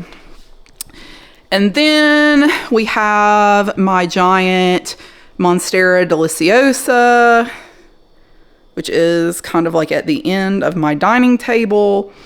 We see her all the time in all of my videos. Up here, so this is my Hoya Crimson Princess. This is the inner variegated. And then I have my Crimson Queen next to it over here, which is the outer variegated form. And then this is a Pubicalix Royal Hawaiian Purple. Like the leaves and the stems and stuff on that one are like a really dark purple color. And then moving over here, this is my Cissus Amazonica, which has been quite finicky, even though it is a really beautiful plant. It does have a lot of the like extra floral nectaries or whatever, which ends up like having little spots on the leaves. But it is really pretty. So I don't know. We'll see. It's put out some new shoots up there, so maybe it'll stop looking so lanky. And then also up here I have got, this is my Syndapsis, some form of Syndapsis. I found this at Ace Hardware for like $10, and I kind of bought it as an experiment because I normally don't like Syndapsis, but I wanted to see if that has changed. And then at the top, so this is my Lemon Lime Maranta. This is the other one that I'm experimenting with to see if I like these. I found a really good deal at Home Depot on that. And underneath that, that's just my basil and a rosemary, and we use that to cook with sometimes. And then, so that is on top of my Hoya shelf. So we have made it to the Hoyas. I'm gonna try to go through these a little more quickly, so this video isn't 17 hours long. Okay, hopefully we can see what is going on. So this is a Hoya villosa. Very long leaves, very, very fuzzy. Like the backs of these leaves are incredibly fuzzy. This is my Hoya, oh gosh, Patrawalia Wallii Isensis Splash. Very silvery splash to that one. That is a relatively new one. In the back right here, this is my Hoya Multiflora Wonderfill. which the multiflora are in such a beautiful species of Hoya. They bloom really, really frequently, and it does have a little peduncle on it. This is just like the really silvery version. I also have the like albo variegated one, which you'll see in a minute. Next to it, this is my Hoya AH041. Really cool, big, splashy leaves. This one right here, this is my Hoya Saba. This is like a lighter green one, but it does still have that really cool veining. Up front, we've got these two. Also, like the reason that I have these on a random cooking tray is that I've got 2 more of these clear trays coming, and I'm going to put these on trellises in these trays once they come. And this is Hoya Denisii Frida, and this is like the variegated version. I've got 2 of these, so I'm planning on potting both of those up together and then sticking them on a trellis because she is getting a little bit taller. Over here, this is my Hoya Coracia Silver. This is a very, very silvery Hoya with dark variegation. And look at how big that newest leaf is that she gave me. That is bonkers. It's bonkers. I'm trying to figure out too, like how I'm gonna get to the back of this to show you all of these. So this is my Hoya. This is like a Callista Phyla SP Gunyon Gating or something. I got this from Cactus and Exotics, which is like my favorite Hoya seller on Etsy. And I just thought it was really cool looking. Like the variegation is really interesting if you will focus. There we go. It does have some damage on the leaf, but just ignore that. You know, it's okay. It's okay. And then in the back there is my RHM 14-1. Very pretty. It has those interesting abs on the leaves. This one is Hoya Vitillinoides, which has these really big, cool leaves. I did not know this was this big when I got it. That was surely a surprise. This is Hoya Incrusata Albo. I also have the Eclipse, which you will see in a moment, but this is the one that is more white variegated. This one has very, very thick, bubbly leaves. So that one is really fun. So we are moving on to our second shelf. This one is, as we can see, a little fuller. I also did do my entire Hoya collection not too long ago, so you can find a good bit of these species in that video if you want to see like a more detailed look at them. This is the Hoya Matrata. This is just like the regular splash. The silver version of this, the Buntock Silver or whatever, is like my dream Hoya. Like I could not want that Hoya more than I do, but this one is what I will settle for now because that one is really expensive. Behind that, this is AH0001.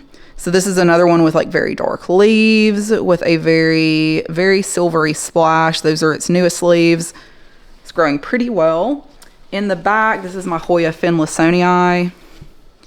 And I think this one's like ripple leaves or long leaves or something. It's like one of the more long versions of it. This one is Hoya Bahoy, and it's kind of interesting. It's kind of like, I think it's a Microphylla, Latifolia, something like that. But it has these like interesting like dual lines of variegation on the fronts of the leaves, and it also has like kind of a cool splash. And then in front of this is an AFF Lambii. This is one of my favorites. I think the veining is so interesting on that. And it does have a lot of like little growth points on the leaves, but we have not had any new leaves yet. Over here, this is Callista Phyla, and this is mottled veins. So you can see the veining is kind of like more of like a muddy kind of bleeding outwards versus like the really crisp veining that's on some of them. In the back, this is Hoya rigidifolia. It's got longer leaves with kind of cool veining. It does come out sometimes with these like kind of funky leaves. Like this one is just like a crescent moon, which is kind of weird. Next one, this is Hoya inflata. I don't know how to say that one. This one has really like fuzzy leaves. They're very soft and velvety and fuzzy, which I was not expecting. And then next to that, this is my Hoya obivata It's like Splash or something. No, it's not Obovata. It's Carnosa. Carnosa Freckles Splash is what it is. My brain is like, I'm telling y'all, I'm struggling to make it through all this. Next to it, this is Hoya Sarawak, and this is the cream version, which means the blooms are the cream instead of the pink. And then in front, this is Hoya Verta Ciliata Quang Nagai. And I just like really like this one because of the variegation. It has that like yellowy type variegation. Just thought it was interesting. This is one of my favorites. This is, if you can see it, I know it's a little bit dark over here in this corner. I've got to redo these lights. This is Hoya Pulchera, and it has these like very dark purple backs to the leaves. So that one is incredibly interesting. In the front, this is Hoya, what are you? Erythiana Nara. Yeah, she's kind of, not much to see there yet, but she is growing. This is Hoya Kaimuki. These are the leaves that it came with. No new leaves on that one yet. It's kind of like leathery. Kind of like, it looks like, you know what it looks like is the Syngonium chiapense. That's what it looks like to me. And this is Hoya Ace Bogar. I also got this from Steve's Leaves. They do carry this one pretty frequently.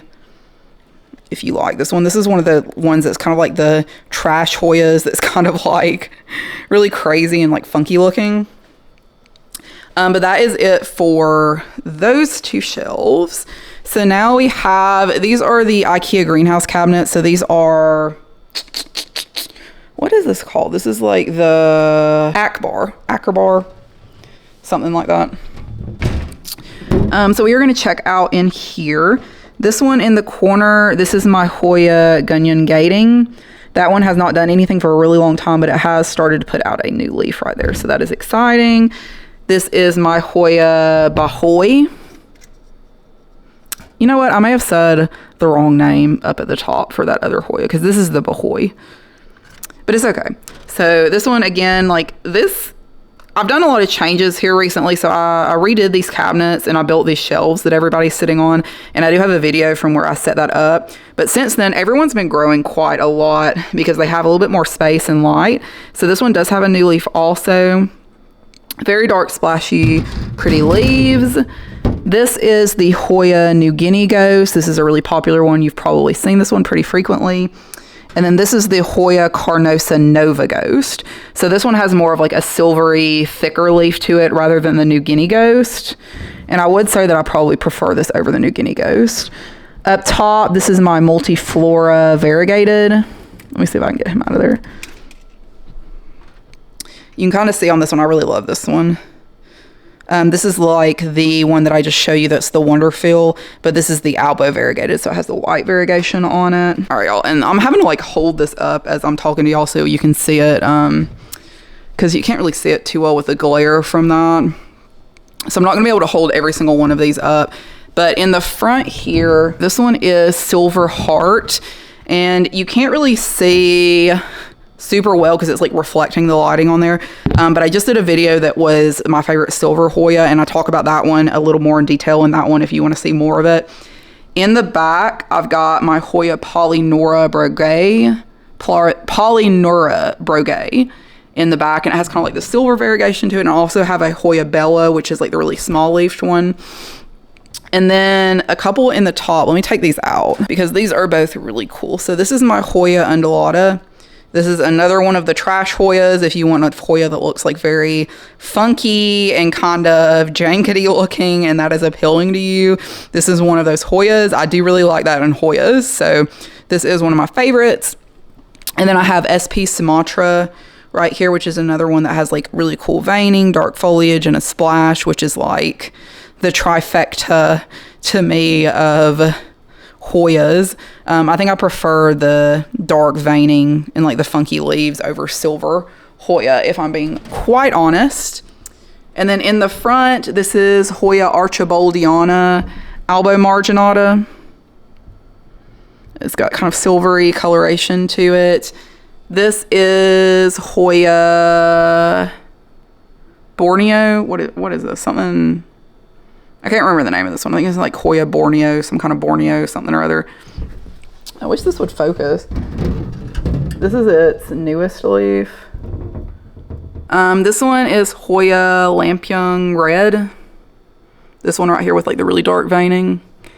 And then in the back, I do not remember what this one is. This is one that I got from Steve's Leaves that had root rot. So I just have it cut up into cuttings and we are going to hope that it will bounce back. Okay, and into the last section of my Hoyas, which is this bottom cabinet, we have in here, so in the corner right here, this is my Haifeng. It's just kind of like a plain green-leaved Hoya. And then this one, this is Incrusata Eclipse. So this has more of like the splotchy outer variegation versus the crisp white of the Albo. And then in the very back, this is Hoya Gray Ghost, which is another really silvery Hoya. This one is Campulata Splash. She's not been doing the best. I don't think she liked the really highlight, so I didn't move her down. And then I do have a cutting right in there of a Croniana Super Silver Black. This one is Latifolia. Oh gosh. That one is Latifolia Snow Queen, which I burned, which is why that is half a leaf. This one in the front, this was Hoya Paschiclata. And it has another name that I think it's been reclassed to, but it is incredibly long and I cannot pronounce it. So please forgive me for that. And then the last few that we have in the very corner is AH Black Magic. It's kind of big leaves. And then we've got a couple of Carnosa Wilbur Graves. So the one in the very back is the standard Wilbur Graves, which has the silver splash. And the one in the front is China.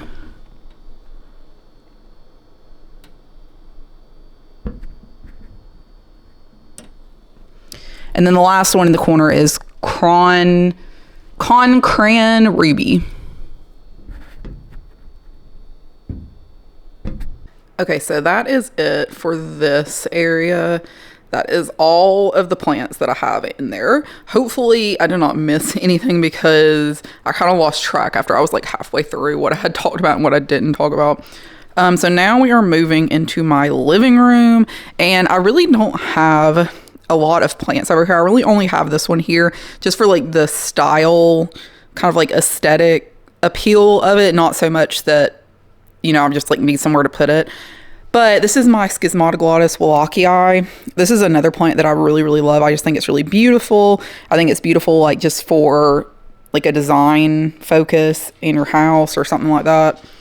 But the leaves are really cool. They're this really like a lot of like ridges to it, and it's got this really cool coloration of this like silvery striping down the middle. And she is pretty thirsty, but she's just grown so much and been so easy for me. She'll kind of droop down when she wants to be watered, so you don't have to really worry about like not watering her enough because she'll show you when she's thirsty, when she's had enough. And then here's another shot of my handsome boy who is sleeping in a different position. Very exciting stuff. And then the only other plant that I have in here is this Raven ZZ plant right here, which again, I just have over here because I think that it looks nice. And although like this is a south facing window, so this one's really probably getting enough light, but this one is definitely not getting enough light because it's way too far from that window. But I don't know, I just like it right here. Like I specifically wanted it there because it looks nice, like in this little area, and it is surviving. I repotted it recently and it's kind of like upset with me over that. I have this one right here, and actually this original one I split into two. This is one of them, and then the other one is like in that little plant stand over there, which is getting light from this door area. So I'm not going to go over that one because it looks exactly like this one. And we are now in my bathroom. I have this really big, this is a west facing window. So they get a ton of light from this window. So it's kind of like the perfect place. And we don't really take baths, so I just kind of have them like around my bathtub. And then I have these shelves set up here. So just quickly going through all of these.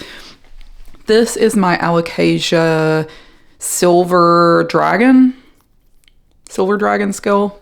I can't remember what it's called. But it is the silver version of the Alocasia Dragon scale. That is a pretty common one. And then this is my other Alocasia Regal Shills. These are actually some babies that came off of the parent plant that I showed you in my living area. In the corner here, this is a philodendron moonlight. So on this one, the leaves come out this really bright, kind of like neon color, and they fade to this darker green over time.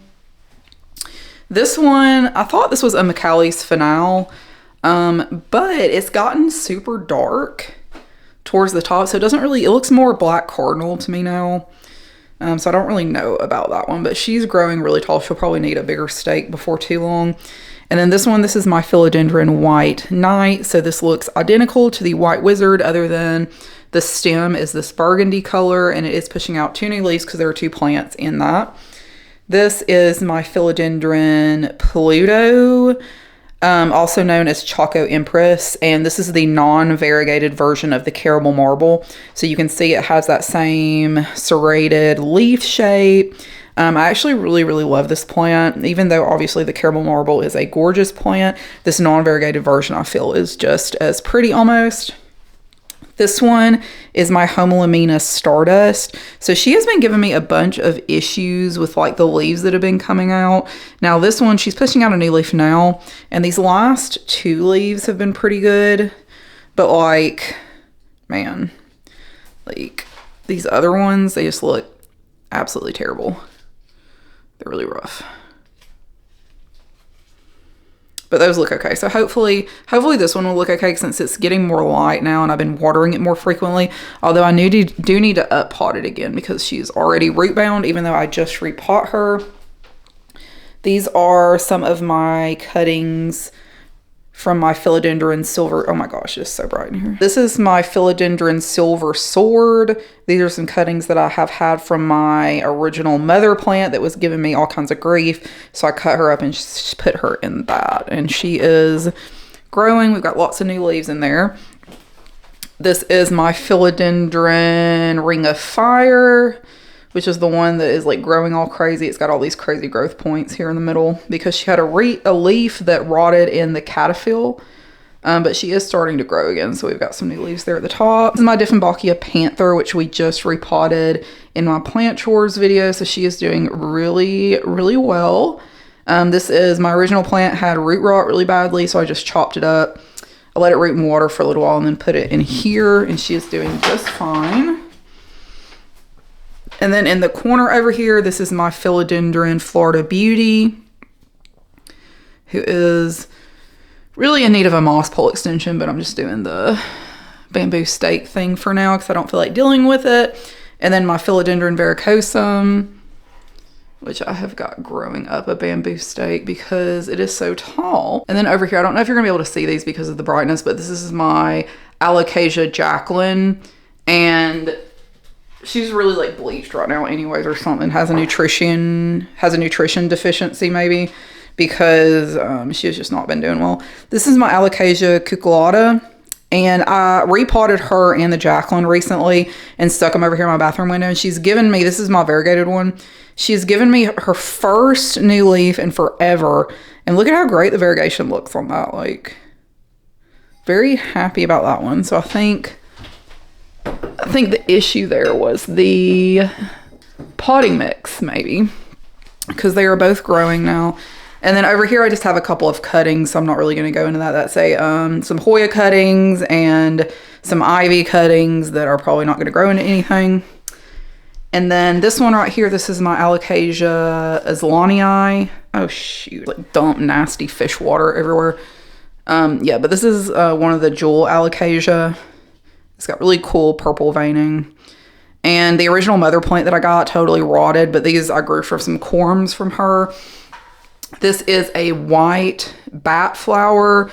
I'm kind of struggling with that one, so we'll see if it makes it. We've got a variegated peperomia. This is Alocasia longloba.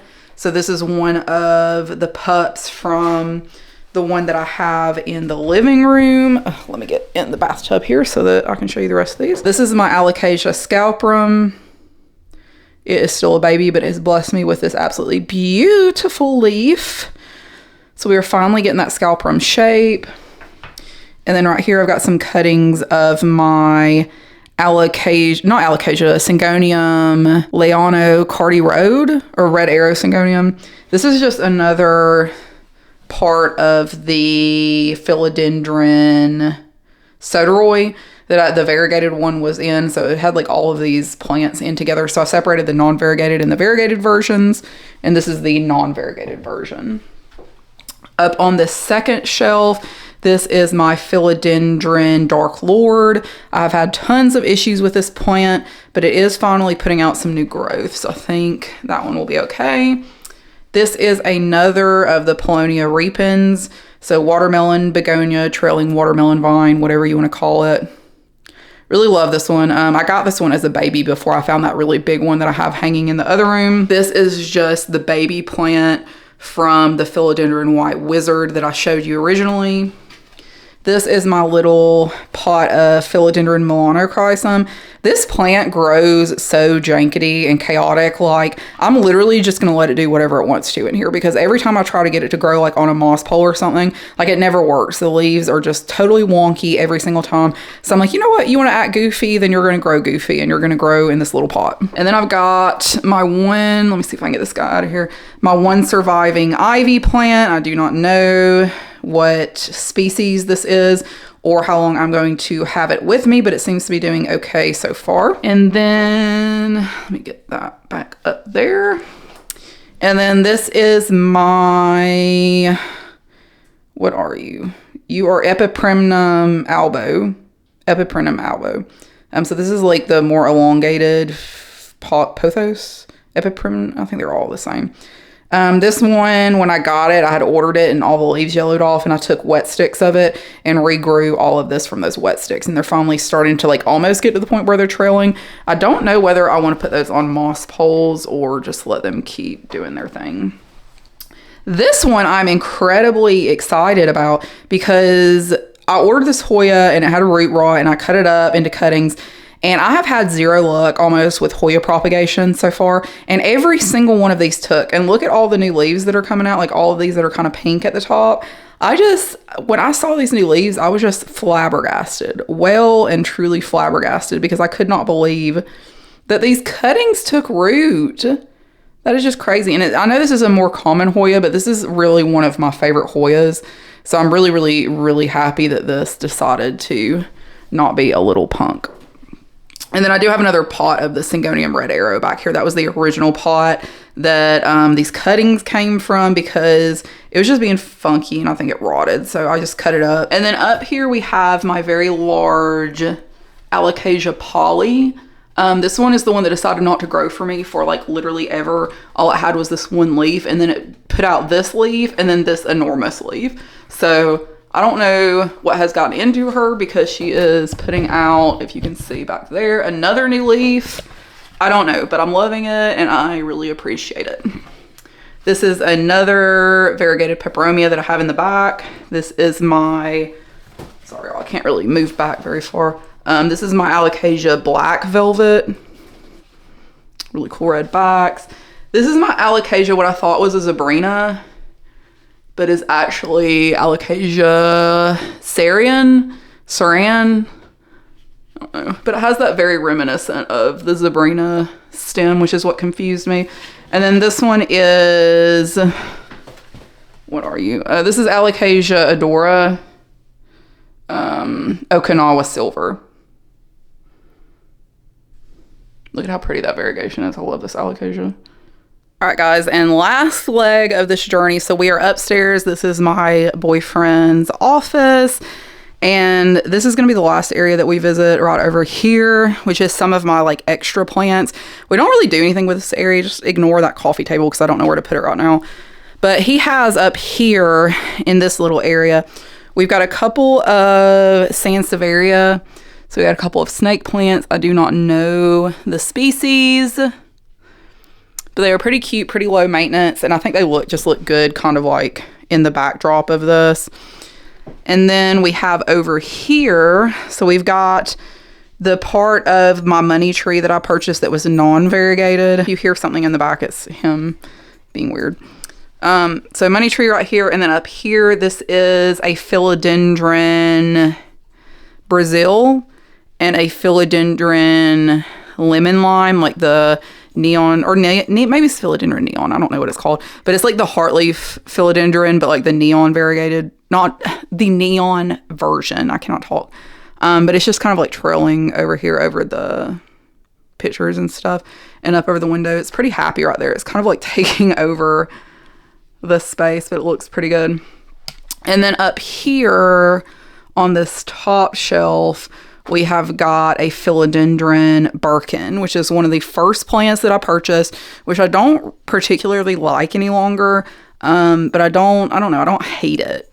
And it's not causing me any issues, so I'm just going to leave it up there to look kind of cute on that shelf for now. And then last area, so this is kind of like what I refer to as my neglect corner, because this is where I put the plants that are like not my favorite plants, but I don't necessarily want to totally get rid of them. I just kind of like put them up here to do their thing. And fun fact, these all have spider mites right now. That is so much fun. I'm so glad I get to deal with that eventually, but that is a problem for another day, not today. So we will deal with that later. This is my alocasia metalhead. And the thing is, I love this alocasia, but it is way too big. Like downstairs, when I had it downstairs, I didn't have any room for any other plants because it's huge. Like it's literally as tall as I am. But it is really cool. Like it's got these really dark, although they don't look great right now, these dark kind of like, I don't know how to describe it. It's like a chocolatey green with like the purple backs. And I think probably what I'm going to do is chop a lot of these old leaves off of this one, which is the mother plant, because she definitely has spider mites. And I'm going to take these babies and I'm going to cut them down to nothing and just restart them so that I don't have to deal with spider mites on those, because I do really like this alocasia. I would like to have like a healthy one. But this one is just not doing it for me. That's her newest leaf, which looks kind of cool. They come out kind of like this, like I said, this chocolatey color with the purple back. They do, when they're getting enough sunlight, they'll turn kind of like dark purple too. And then up there, this is, oh, you cannot see because it's way too bright, but there's a hanging plant up there, which is my, what is that? That is a cissus discolor, which we repotted in one of my plant chores video. Right here, this is my philodendron Weeks Red. I absolutely adore this philodendron, but it was just too big for me to keep it downstairs. This is the one that has like the really cool like serrated edges, but then the undersides of the leaves have this like, let me see if I can find one that's like more prominent.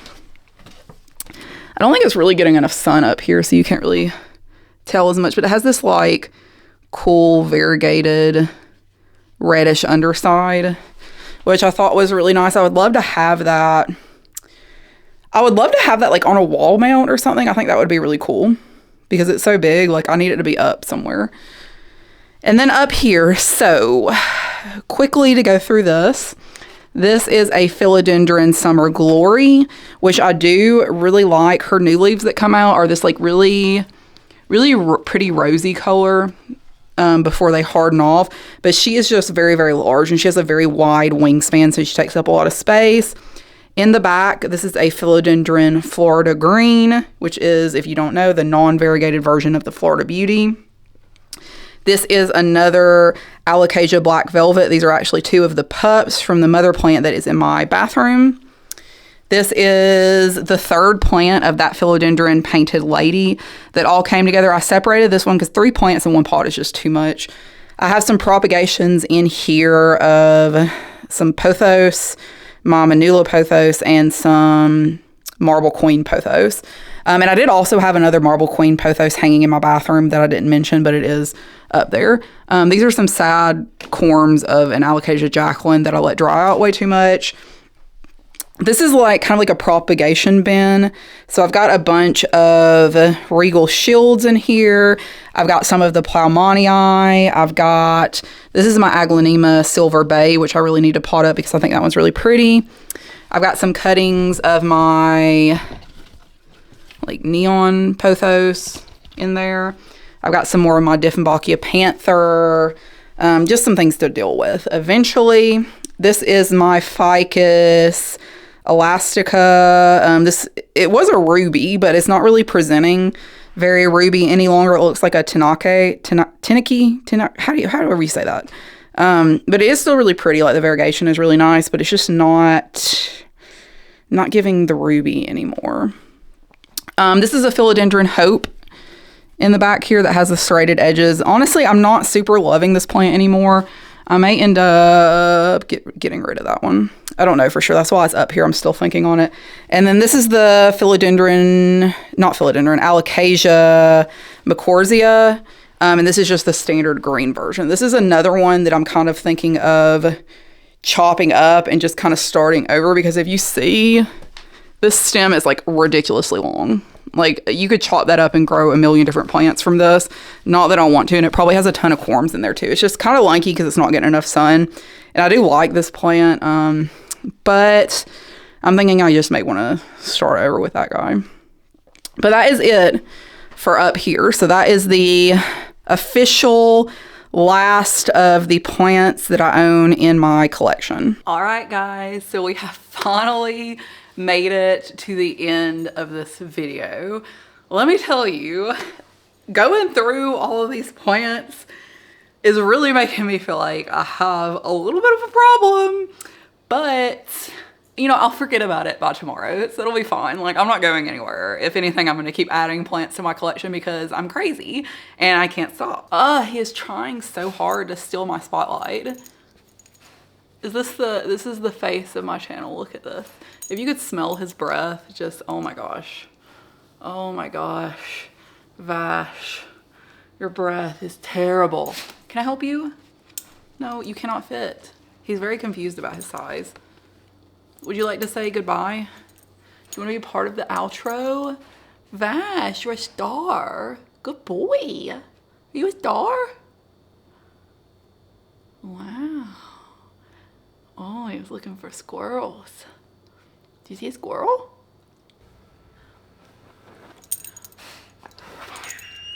Oh.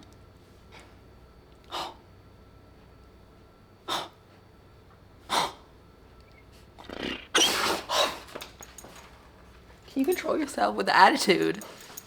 I have you on candid camera, sir.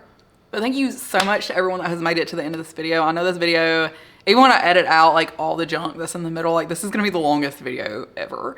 So if you made it this far and you watched this video, thank you so much. It means so much to me, everyone that like watches and likes and subscribes. It's just like so cool. And it's so much fun to share your plant content with other plant people, because it's like, who else is gonna care about the cool stuff that's going on with our collection? You know, like no one. But anyways, thank you guys so much for watching. If you like this video, like, subscribe. It would mean so much to me. And I will see you guys in the next one. Bye.